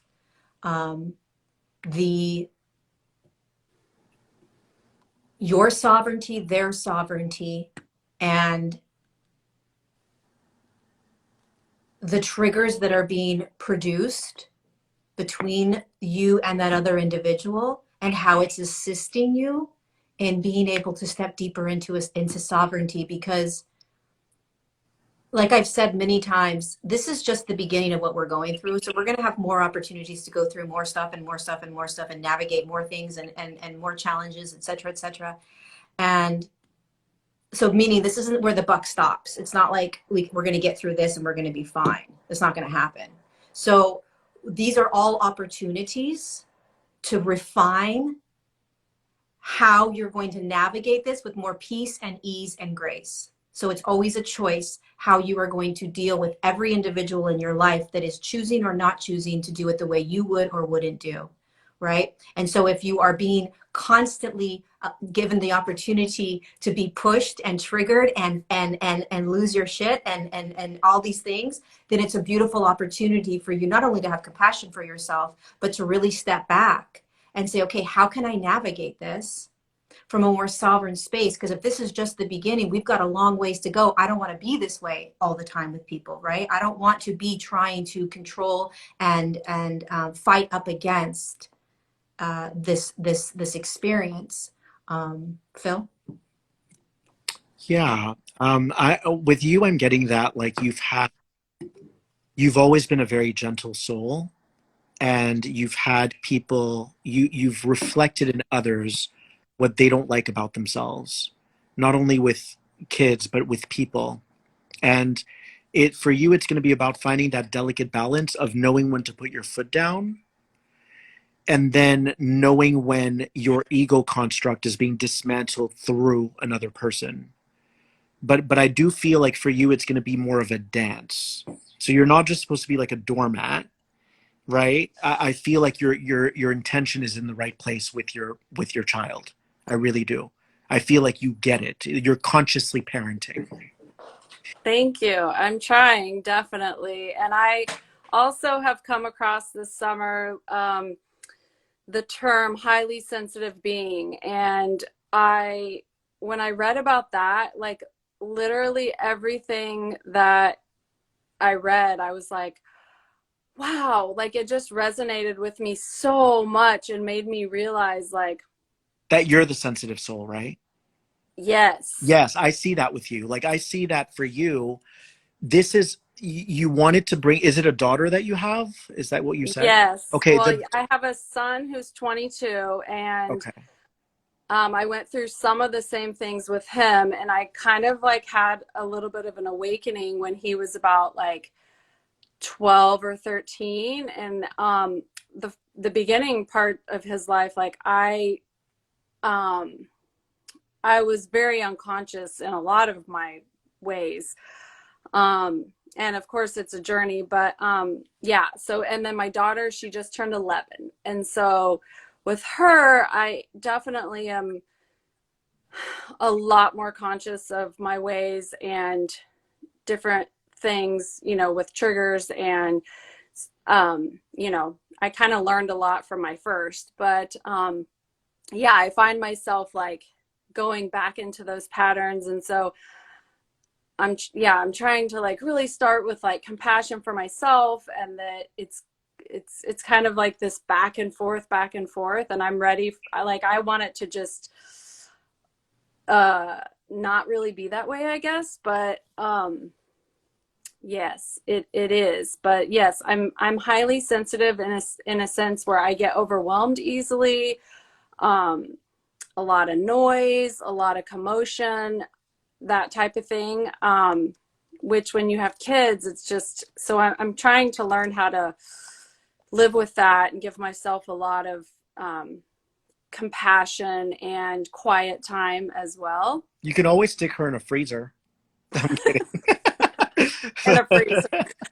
No, but Yeah. Well, she's, yeah, I don't know. It's just parenting is just like next level. And yeah. yeah, I just, I feel like, it's, I'll tell you what it is with you. What I'm getting is that you brought in children into this world that still carried some dense energy, but that was reflective of your own.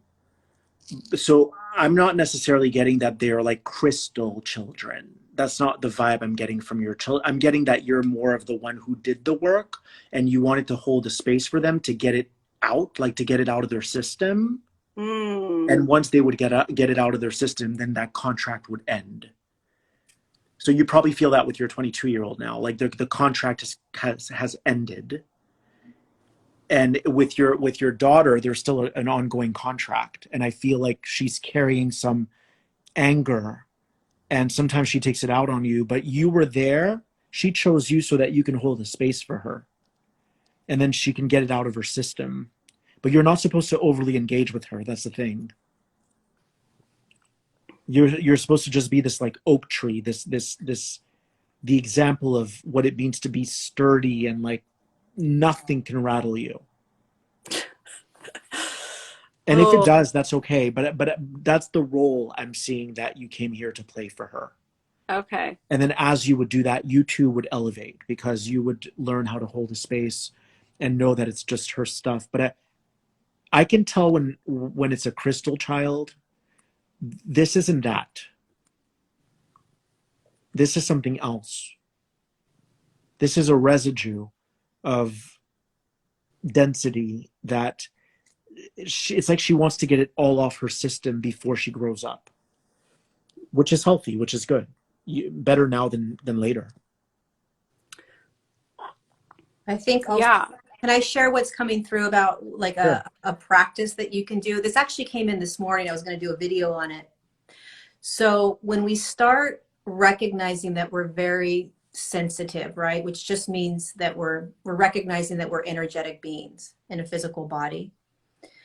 One of the exercises that I've used that I think is very, very helpful is when you are engaging with your daughter, every single time, whether it's a enjoyable engagement or a really intense engagement.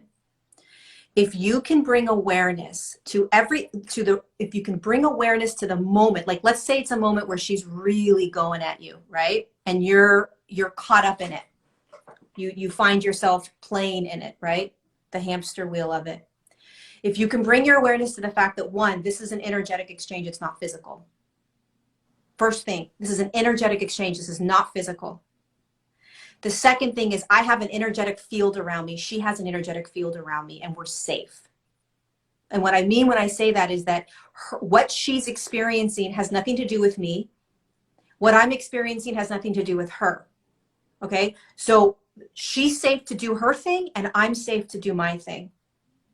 There is when you really understand energetic field and sovereignty, it's just a bumper car. So you're bumping up against her, you're experiencing it, right? But the more that you understand that it is literally just an energetic field, and that you're safe to watch her come at you, you're safe to watch yourself want to go at her, or whatever that exchange is. There's a safety, meaning that it's not about her, it's not about me, it's just an energetic exchange, and I'm learning how to watch it. I'm learning how to observe it over and over and over again as the human, as the energetic human. And when you start doing that more and more, she will get out, like what Phil's saying. She's trying to get out what she has incarnated in from past lives. She's trying to get it out. She's using you because she's safe. So it has nothing to do with you, Yeah. right? You're trying to be the parent that's trying to guide her. And it's like there's a disconnect because it has nothing to do with you. It has nothing to do with her. So if you can start observing that it is literally just an energetic game that's going on and watching yourself in it, she will dissolve, or that flame that goes off on her, that fire that clicks, and all of a sudden she's doing it, it will start to dissolve faster when you just allow her. It's not about your parenting. It's not about being a good parent or not a good parent a lot of times. It's really about allowing her to just express the energy that's inside of her that she needs to get out, and she feels safe enough to do it with you. And so when you go into any experience from that perspective, everything dissolves faster because you catch yourself and you don't play in the energy of it. They want you to treat it like a meditation. Your guides want you to treat this whole thing like a meditation. Like chaos will always be around. Can you be that pillar of peace and light within all of it? That's the message I'm getting for you. It's like, it's so fascinating because when you chose to be a mom, you knew you may not have as much time to meditate, but they want this to become your meditation. Okay, I love that. And I know that, like, I know that's, it's. Well, I'll tell you what, just real quick, because sometimes we have this idea that like, man, when they finally shut up, I'll finally be able to meditate. Right? And that's a little bit of what's going on here. What you want to do is amalgamate those two, but merge them and be like, I'm in my meditation. I'm literally in my mind right now. And I have all these intrusive thoughts and all this chaos around me, but I'm in my mind. I'm observing the chaos around me without being defined by it.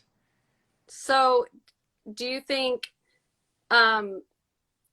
meditation, like I try to meditate every morning. I try to get up before she does and, have my quiet mornings, and I, take care of myself in many different ways. But I guess maybe I need to meditate more often or more consistently. Like maybe that's going to help me in the moment. The initial meditation is all you need. And then let the games begin. Then you have to say, I'm going to drop into this space now that I was clicked into in my silent time, in my quiet time. And now I'm going to connect to stillness. Stillness is different than silence. Stillness can be connected to even when it's not silent. Yeah, that's really hard for But me. focus. It's good to have affirmations or like words that help you get into that space. Think stillness. Think motionlessness. I'm motionless within myself. There's just stuff moving around me, just like when I meditate, there are thoughts moving around me or passing through me like clouds. They're just clouds passing by, right? So finding that space of stillness. You don't need to meditate more. I think you're actually going to develop that skill more so if you don't meditate as much. Mm. Because then you'll only have that one meditation to rely on or to connect to the essence of that, to capture that moment of stillness, and then you can bring that with you into the day. Okay. Well, that helps. Yeah, I think I'm gonna just, I don't know. It's like I hear what you're saying, and I know in the moment, that's what I need. I need to find that stillness within myself. Like you said, even when there's chaos going on around me. And my daughter, like, she's really sweet and she's not super fiery and doesn't come at me. And that's hard too, because a lot of the times it's just little things that she's doing, or things that she does over and over that, you know, maybe I've asked her not to do, or just regular kid stuff, you know, and But just keep in mind even if she's super sweet and she might play a song like over and over and it's on the volumes up high all the time. Yes. There's still subconscious stuff going on from those other lifetimes. It's a need for attention. It's a need for this. It's a need for that. So we don't want to limit it to what's happening. She's sweet. The volume's high. Of course she's sweet, but there's a subconscious imprint going on as well. Okay. Kids are very smart. Kids are very smart. So when you say something like, can you maybe reduce the volume, and they keep playing it, there's something deeper going on. Okay. And my job isn't necessarily to try to figure out what that deeper thing is. It's just, well, are you married? No, I'm single. That's what it is. So what it is she's looking for that second half. She's looking for that second part. Everyone needs a father in their life or a second parental figure, and there's something she's lacking. Well, she's very close with her dad. But she's also adopted. We adopted her at birth. And so there you go. Yeah, so there's definitely like layers to it. There's layers, yeah. So there's something she's reaching for. And that's going to be her own journey. And all you can do is show up as your best parent. Yes. Okay. But I do feel like the turning the volume up, or there's something deeper going on. I kind of have felt that too. Like, yeah. And that's one of the struggles, is just kids in general seem to, they kind of always want our attention and stuff. And so it can be, it can be a challenge. But can I share with you what your higher self is saying?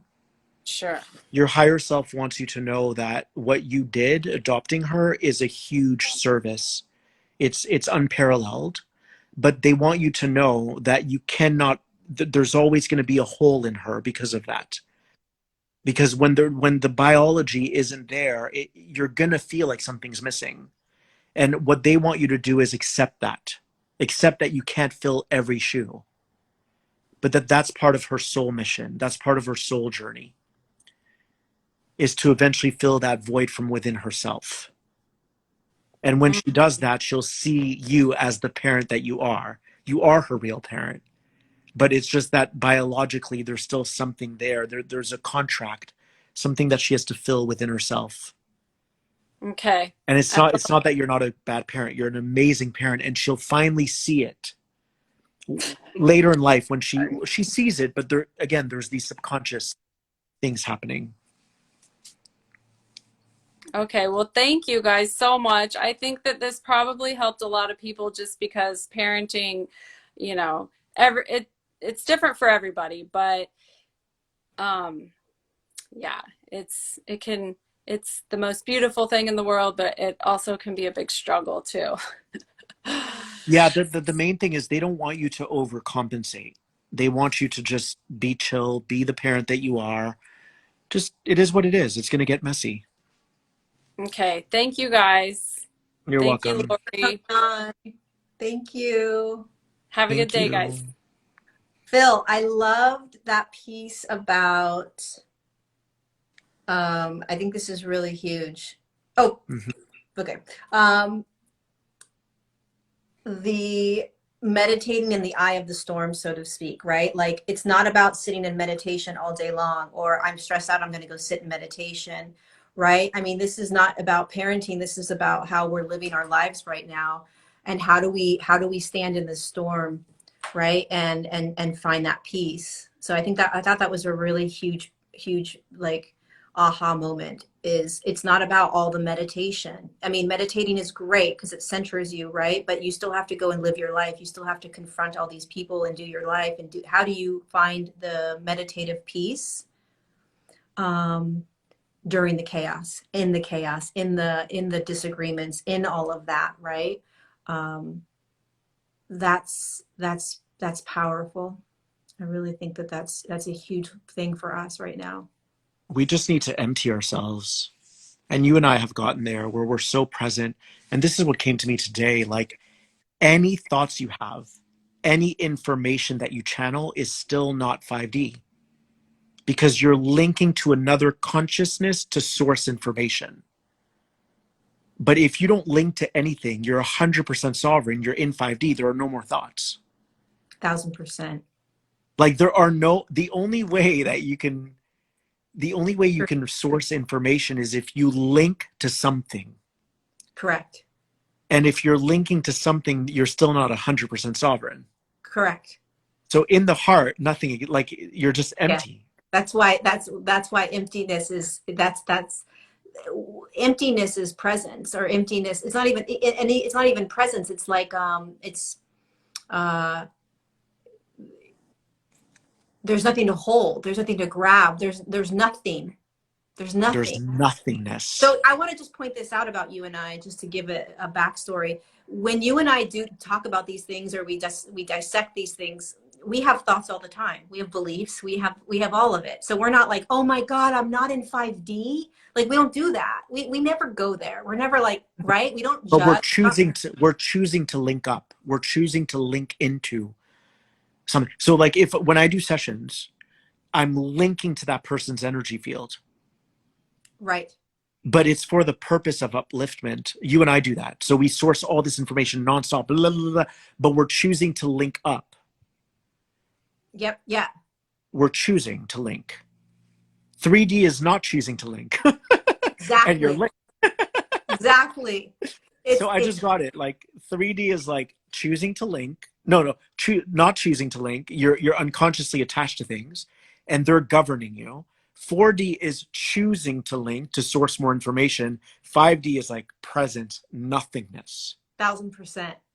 And that's why I think, like these stages that we're going through, that there's that phase or that stage that you feel where it's quieting, like things are starting to quiet, things are slowing down, right? It's because we are starting to not be so connected or linked to the thoughts.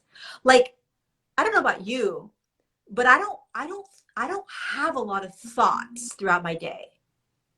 It's like it's quiet. Unless yeah. And I think it's also important to keep in mind that how we create is we drop in density. Like that's where the juice is when you go into the darkness. When you and I chat for hours at a time, we're going into the darkness. We're going in and we're extracting all this information so that in 5D we can serve even better. Right. Because in 5D we don't. When we're in 5D, we're not. I think for you and I, that when we are really vibrating that 5D space, we're not doing our slides. Right. We're not. Because we are. We've even said it. We've said we're killing time. Yes. We're literally killing the construct. We're literally just killing time. Right. So what we're doing is we're dissecting the juice of this third dimensional matrix. We're pulling it apart. We're looking at it. We're like, what else is in there? What else? Oh my God, what about this? Right? We're just going in. and right, and we're really like learning all the codes, so we're diving into it. And then when we say goodbye and let go, we say, you know, we do our thing, that's when we are more in that fifth dimensional space. yeah, that floaty Yeah. sort of it's an in and out, it's in and out, in and out, in and out. Well, because I've met people who were much more heart-centered than I was when I met them, and they are teachers, but they don't have juice. It's just they're just present, which is fine, but they don't know how to help you navigate. Yeah. They're in that fifth dimensional state, they're anchored in it, they're present, there's nothing going on, but then they have nothing to talk about. Right, which if you're here to kind of walk humanity through the shadow, you have to go through the shadow. You got to stand there and say, holy cow, look at what we're all standing in right now. Okay. Right. But you do it from that place of higher perspective, higher state of consciousness. You're not impacted. Anything that comes at us, bring it. It has nothing on me. It's nothing. I know. I'm right. Like, I feel like if something happens to me, I accept it because I know that I'm going to grow from it. And I think that's the key for people, is to intend to transform when these things happen to you. As long as your intention is to come out of it a better human, more evolved human, you'll be fine. Yeah. There's also a feeling of when you really start diving deep into shadow work and trauma, one of the gifts that you are given is that you realize that nothing can kill you, like nothing can destroy you. There's nothing that can happen that can destroy Yes. you, right? So you're very, very safe and you're very free. Yes. Especially if you've had really intense traumas in your life. It's almost like you're safe battling anything. You're safe navigating anything. So it's sort of like, okay, like for me, honestly, it's like, okay, well, if I'm just put into a camp in some state place in California, right? Like they just put me in a camp. As long as I have my like if they put you away, like if they put people in a camp. Dude, I don't know why this is coming up, but it's been coming up. Well, I it's don't know. possible because here's the thing: people who are marked, who are stamped, they're safe to be here. People who are not marked, they're not safe for humanity, so they might have to be placed elsewhere. Yeah, I mean, honestly, I'll tell you something that that's been coming up lately. So when I was growing up, sort of aware and awake to all of this stuff that's finally unraveling, one of the visions that I had as a younger child was these camps that You humanity. did? Yeah. Oh my God. The only reason I didn't say anything is because like I don't want to make it, I don't want it to be, you know, in my peripheral field, but like if it happens, so I'm always going there, right? If that happens, how will I feel? And in all honesty, complete truth, I will feel the same way that I feel right now. I will feel perhaps upset that I can't serve or be the voice, but I will be the voice wherever I am, right? So what happens as we start evolving is that fear dissolves. There is no fear that's controlling us. It's unexplainable until you start to actually experience it and live it, right? But it's like I don't have a fear around any of it. It feels like you're a consciousness floating in a body, and you are 100% standing with God, with Source, as that consciousness. And what people do to potentially harm you is going to be on them. It's not on you. Like, you start to see the world through a very clear lens. But to your point about the camps, it is plausible because they started with a bigger fishnet. Like, they went more general in the beginning, right? You have to go general. You have to use a bigger fishnet. And then you have to start narrowing down So I can actually see that as a possibility. Someone in the comments said, should we panic? You should never panic. When you panic, you're feeding regressive energies. That's what you're doing. So, but they do have to start from the top and then work their way in. And then before you know it, they're going into people's homes or they're going into cities but it's very possible that would happen. I'm not afraid of talking about that stuff because to me, power is knowledge. Knowledge is power. So the more that you can kind of drum up in your mind, the more you can integrate and the more you can prepare. Yeah, I think that I agree wholeheartedly. And because there's nothing to yeah, it's almost like the more we can talk about it, the more we can dissect it, the less power it has over us, right? The less control that it has over us. I mean, there's so many probabilities. There's so many ways that we can navigate and go through what we're going through. You know, but like we said with Matt, what's the most important thing to do is just to stay present, otherwise, you know, people will panic or they'll have anxiety or stress or whatever that is, or preparation for something that may never come. But also what you said today, which I think is extremely important, was, oh my God, what was it that you said? It was so important. Paying attention to what you may not be seeing that's in the right now. Yes. That's huge. We have to. That's huge. It's like those people who say, like, we have to teach our children. It's like, no, you need to start stepping into those shoes yourself.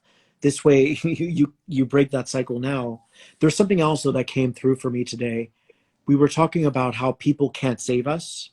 Yeah. I actually think that you can. Like, I tend to disagree with that because I've witnessed miracles in my life where I really pray for something, it shows up, but the way that it shows up is it's going to dismantle your reality.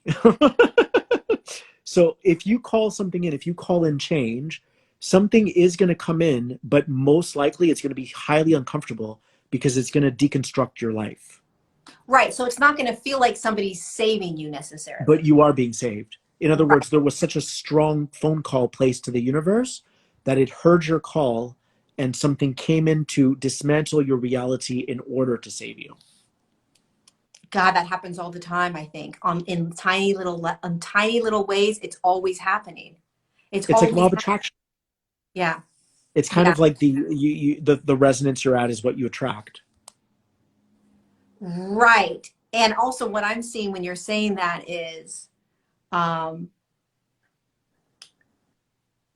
the way to be able to stand in peace and to stand in freedom and to stand into feeling safe no matter what's unraveling, the way to that, in my opinion, is that every time the rug gets pulled out of you, every single time you are aware of really uncomfortable thoughts, every time you start to go back to a trauma that's in your body, every uncomfortableness, that is you, higher self, giving you an opportunity to please take these moments that we're giving you of the rug being pulled out of you, of uncomfortable emotions, of limiting beliefs, as the opportunity to step deeper into peace and to step deeper into safety, step deeper into freedom, so that when things start to unravel going forward, you're going to be solid because you went through the little things that you didn't think had any relevance to keeping you safe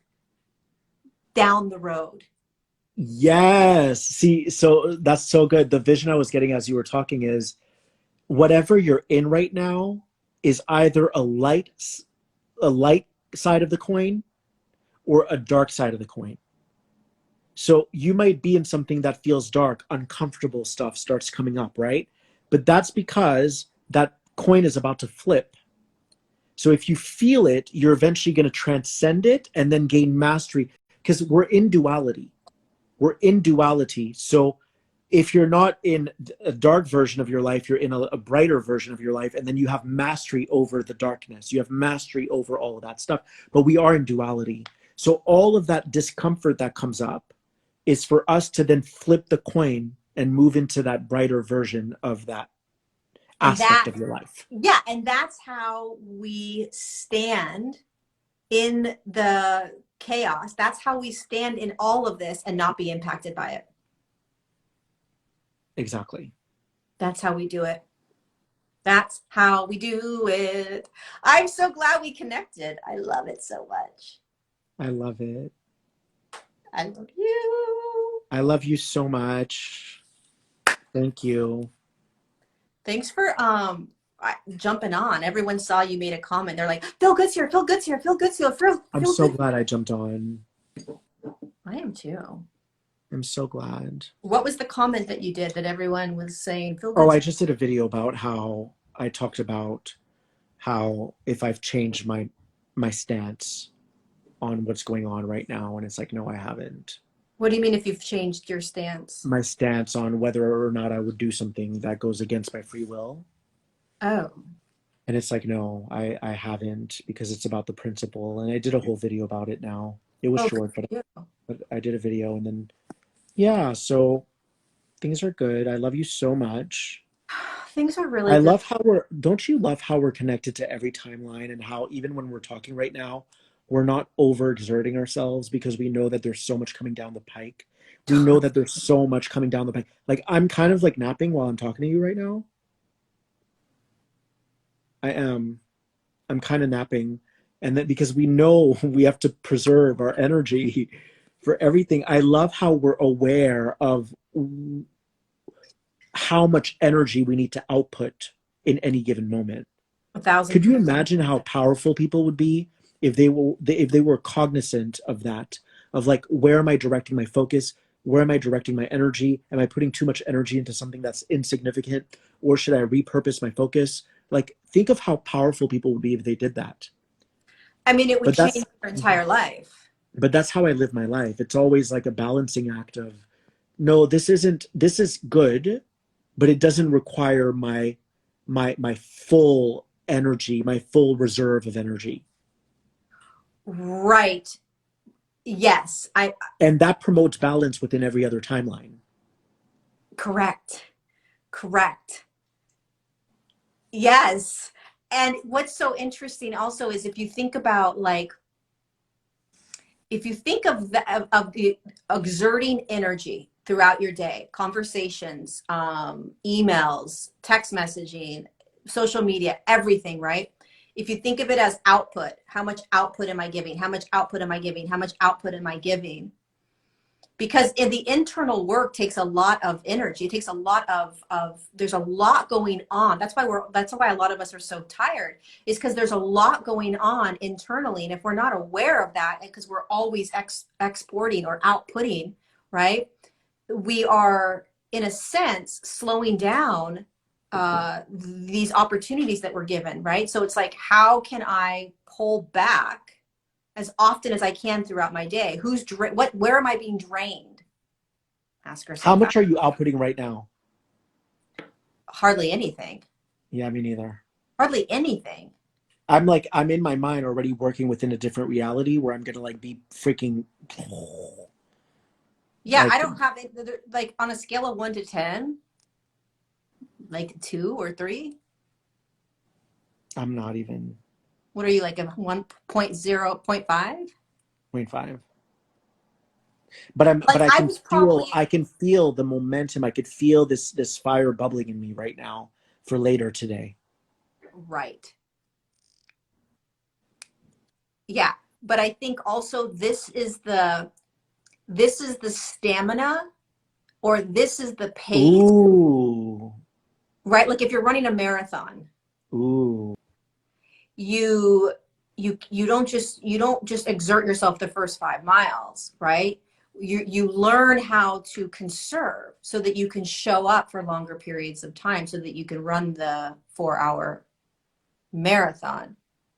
So I think it's like when somebody comes on, the engine revs up just a little bit more for me. It's like, okay, now I'm going to give a little bit more, right? Yeah, me and too. then it settles back down, and then it's super. But this is something that I think you and I have really perfected without realizing that we've been perfecting this, because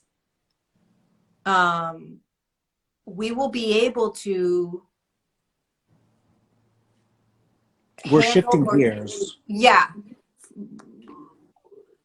nothing's going to pull or rattle us. Nothing's going to I don't even know if anyone's enjoying this conversation, but like nothing's going to it's Oh my just us. God. Nothing's gonna be like we're gonna be able to handle, like, let's say somebody comes in and there's a lot of fire with them, right? It's like, Yeah. There's a time for that.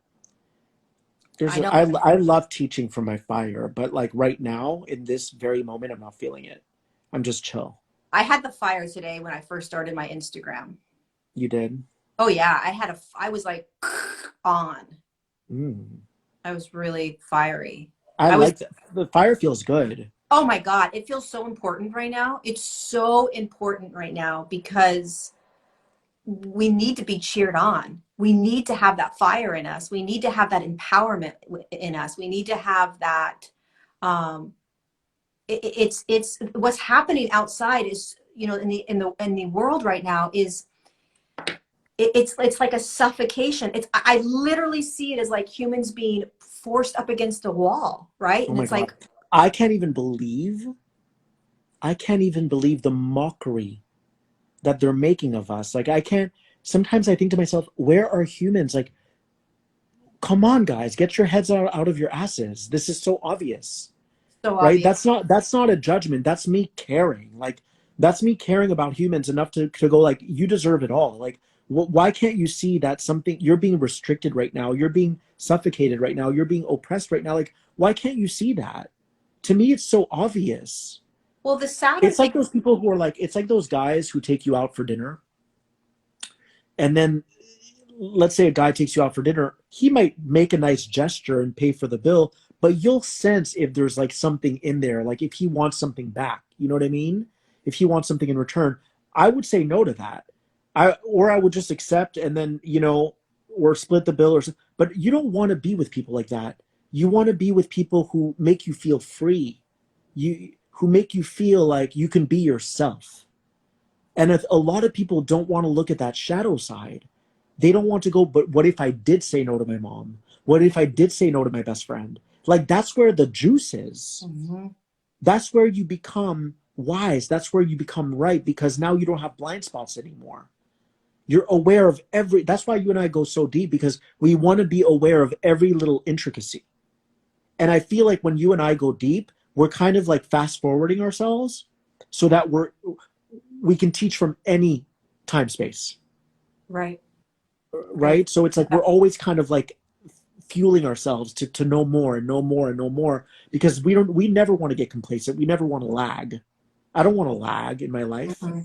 I want to be at the top of my game when I'm 80 years old. Mm-hmm. Like all day long I'm cracking codes, Mm-hmm. and I never want to stop, Mm-hmm.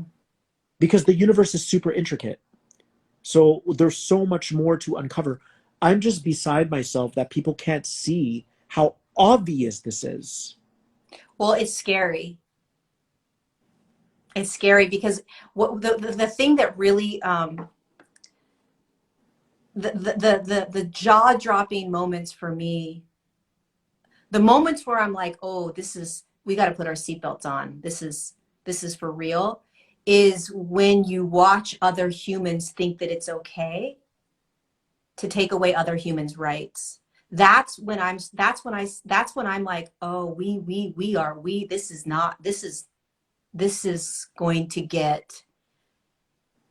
going to get real interesting, because if you are looking at humans that you know that are your friends and family, and they think it's okay to you know, not allow people to go to work or go into a restaurant or something unless they have some sort of thing that they're holding, or they've put something in their body that hasn't been approved yet, that scares me. And not in a bad way, but it's like, it's eye-opening, because it's showing us what we have to what we're going to be going through, you know, It is. what we're going to have to um, the jolts, the massive amounts of jolts that are going to have to happen. Because this doesn't go any, the trajectory of this is where is the trajectory of this? Like where is it going? Well, things are they have to fall apart. I'll tell you why. Because I always related back to the human, to personal relationships. When you make a new friend and you're like, I love you, she's my new best friend. And then like a year later, they have a huge falling out and they become friend with the previous enemy. And now they're talking shit about the person they loved. Right now, everyone's in this romance with what's going on because things are bending in their favor. So they're like, that's my new best friend. So humanity is in a new friendship with their new BFF, not realizing that that's not their BFF. That's polarization. And in a year from now, things are going to fall apart and they're going to realize, man, I fell hook, line, and sinker for this. Man, I really thought I loved this person. Man, I really saw that person's true colors when I said no. I really started seeing that person's true colors when I said no. Right? And people aren't willing to go there yet. And that's okay. That's okay because we have to remember that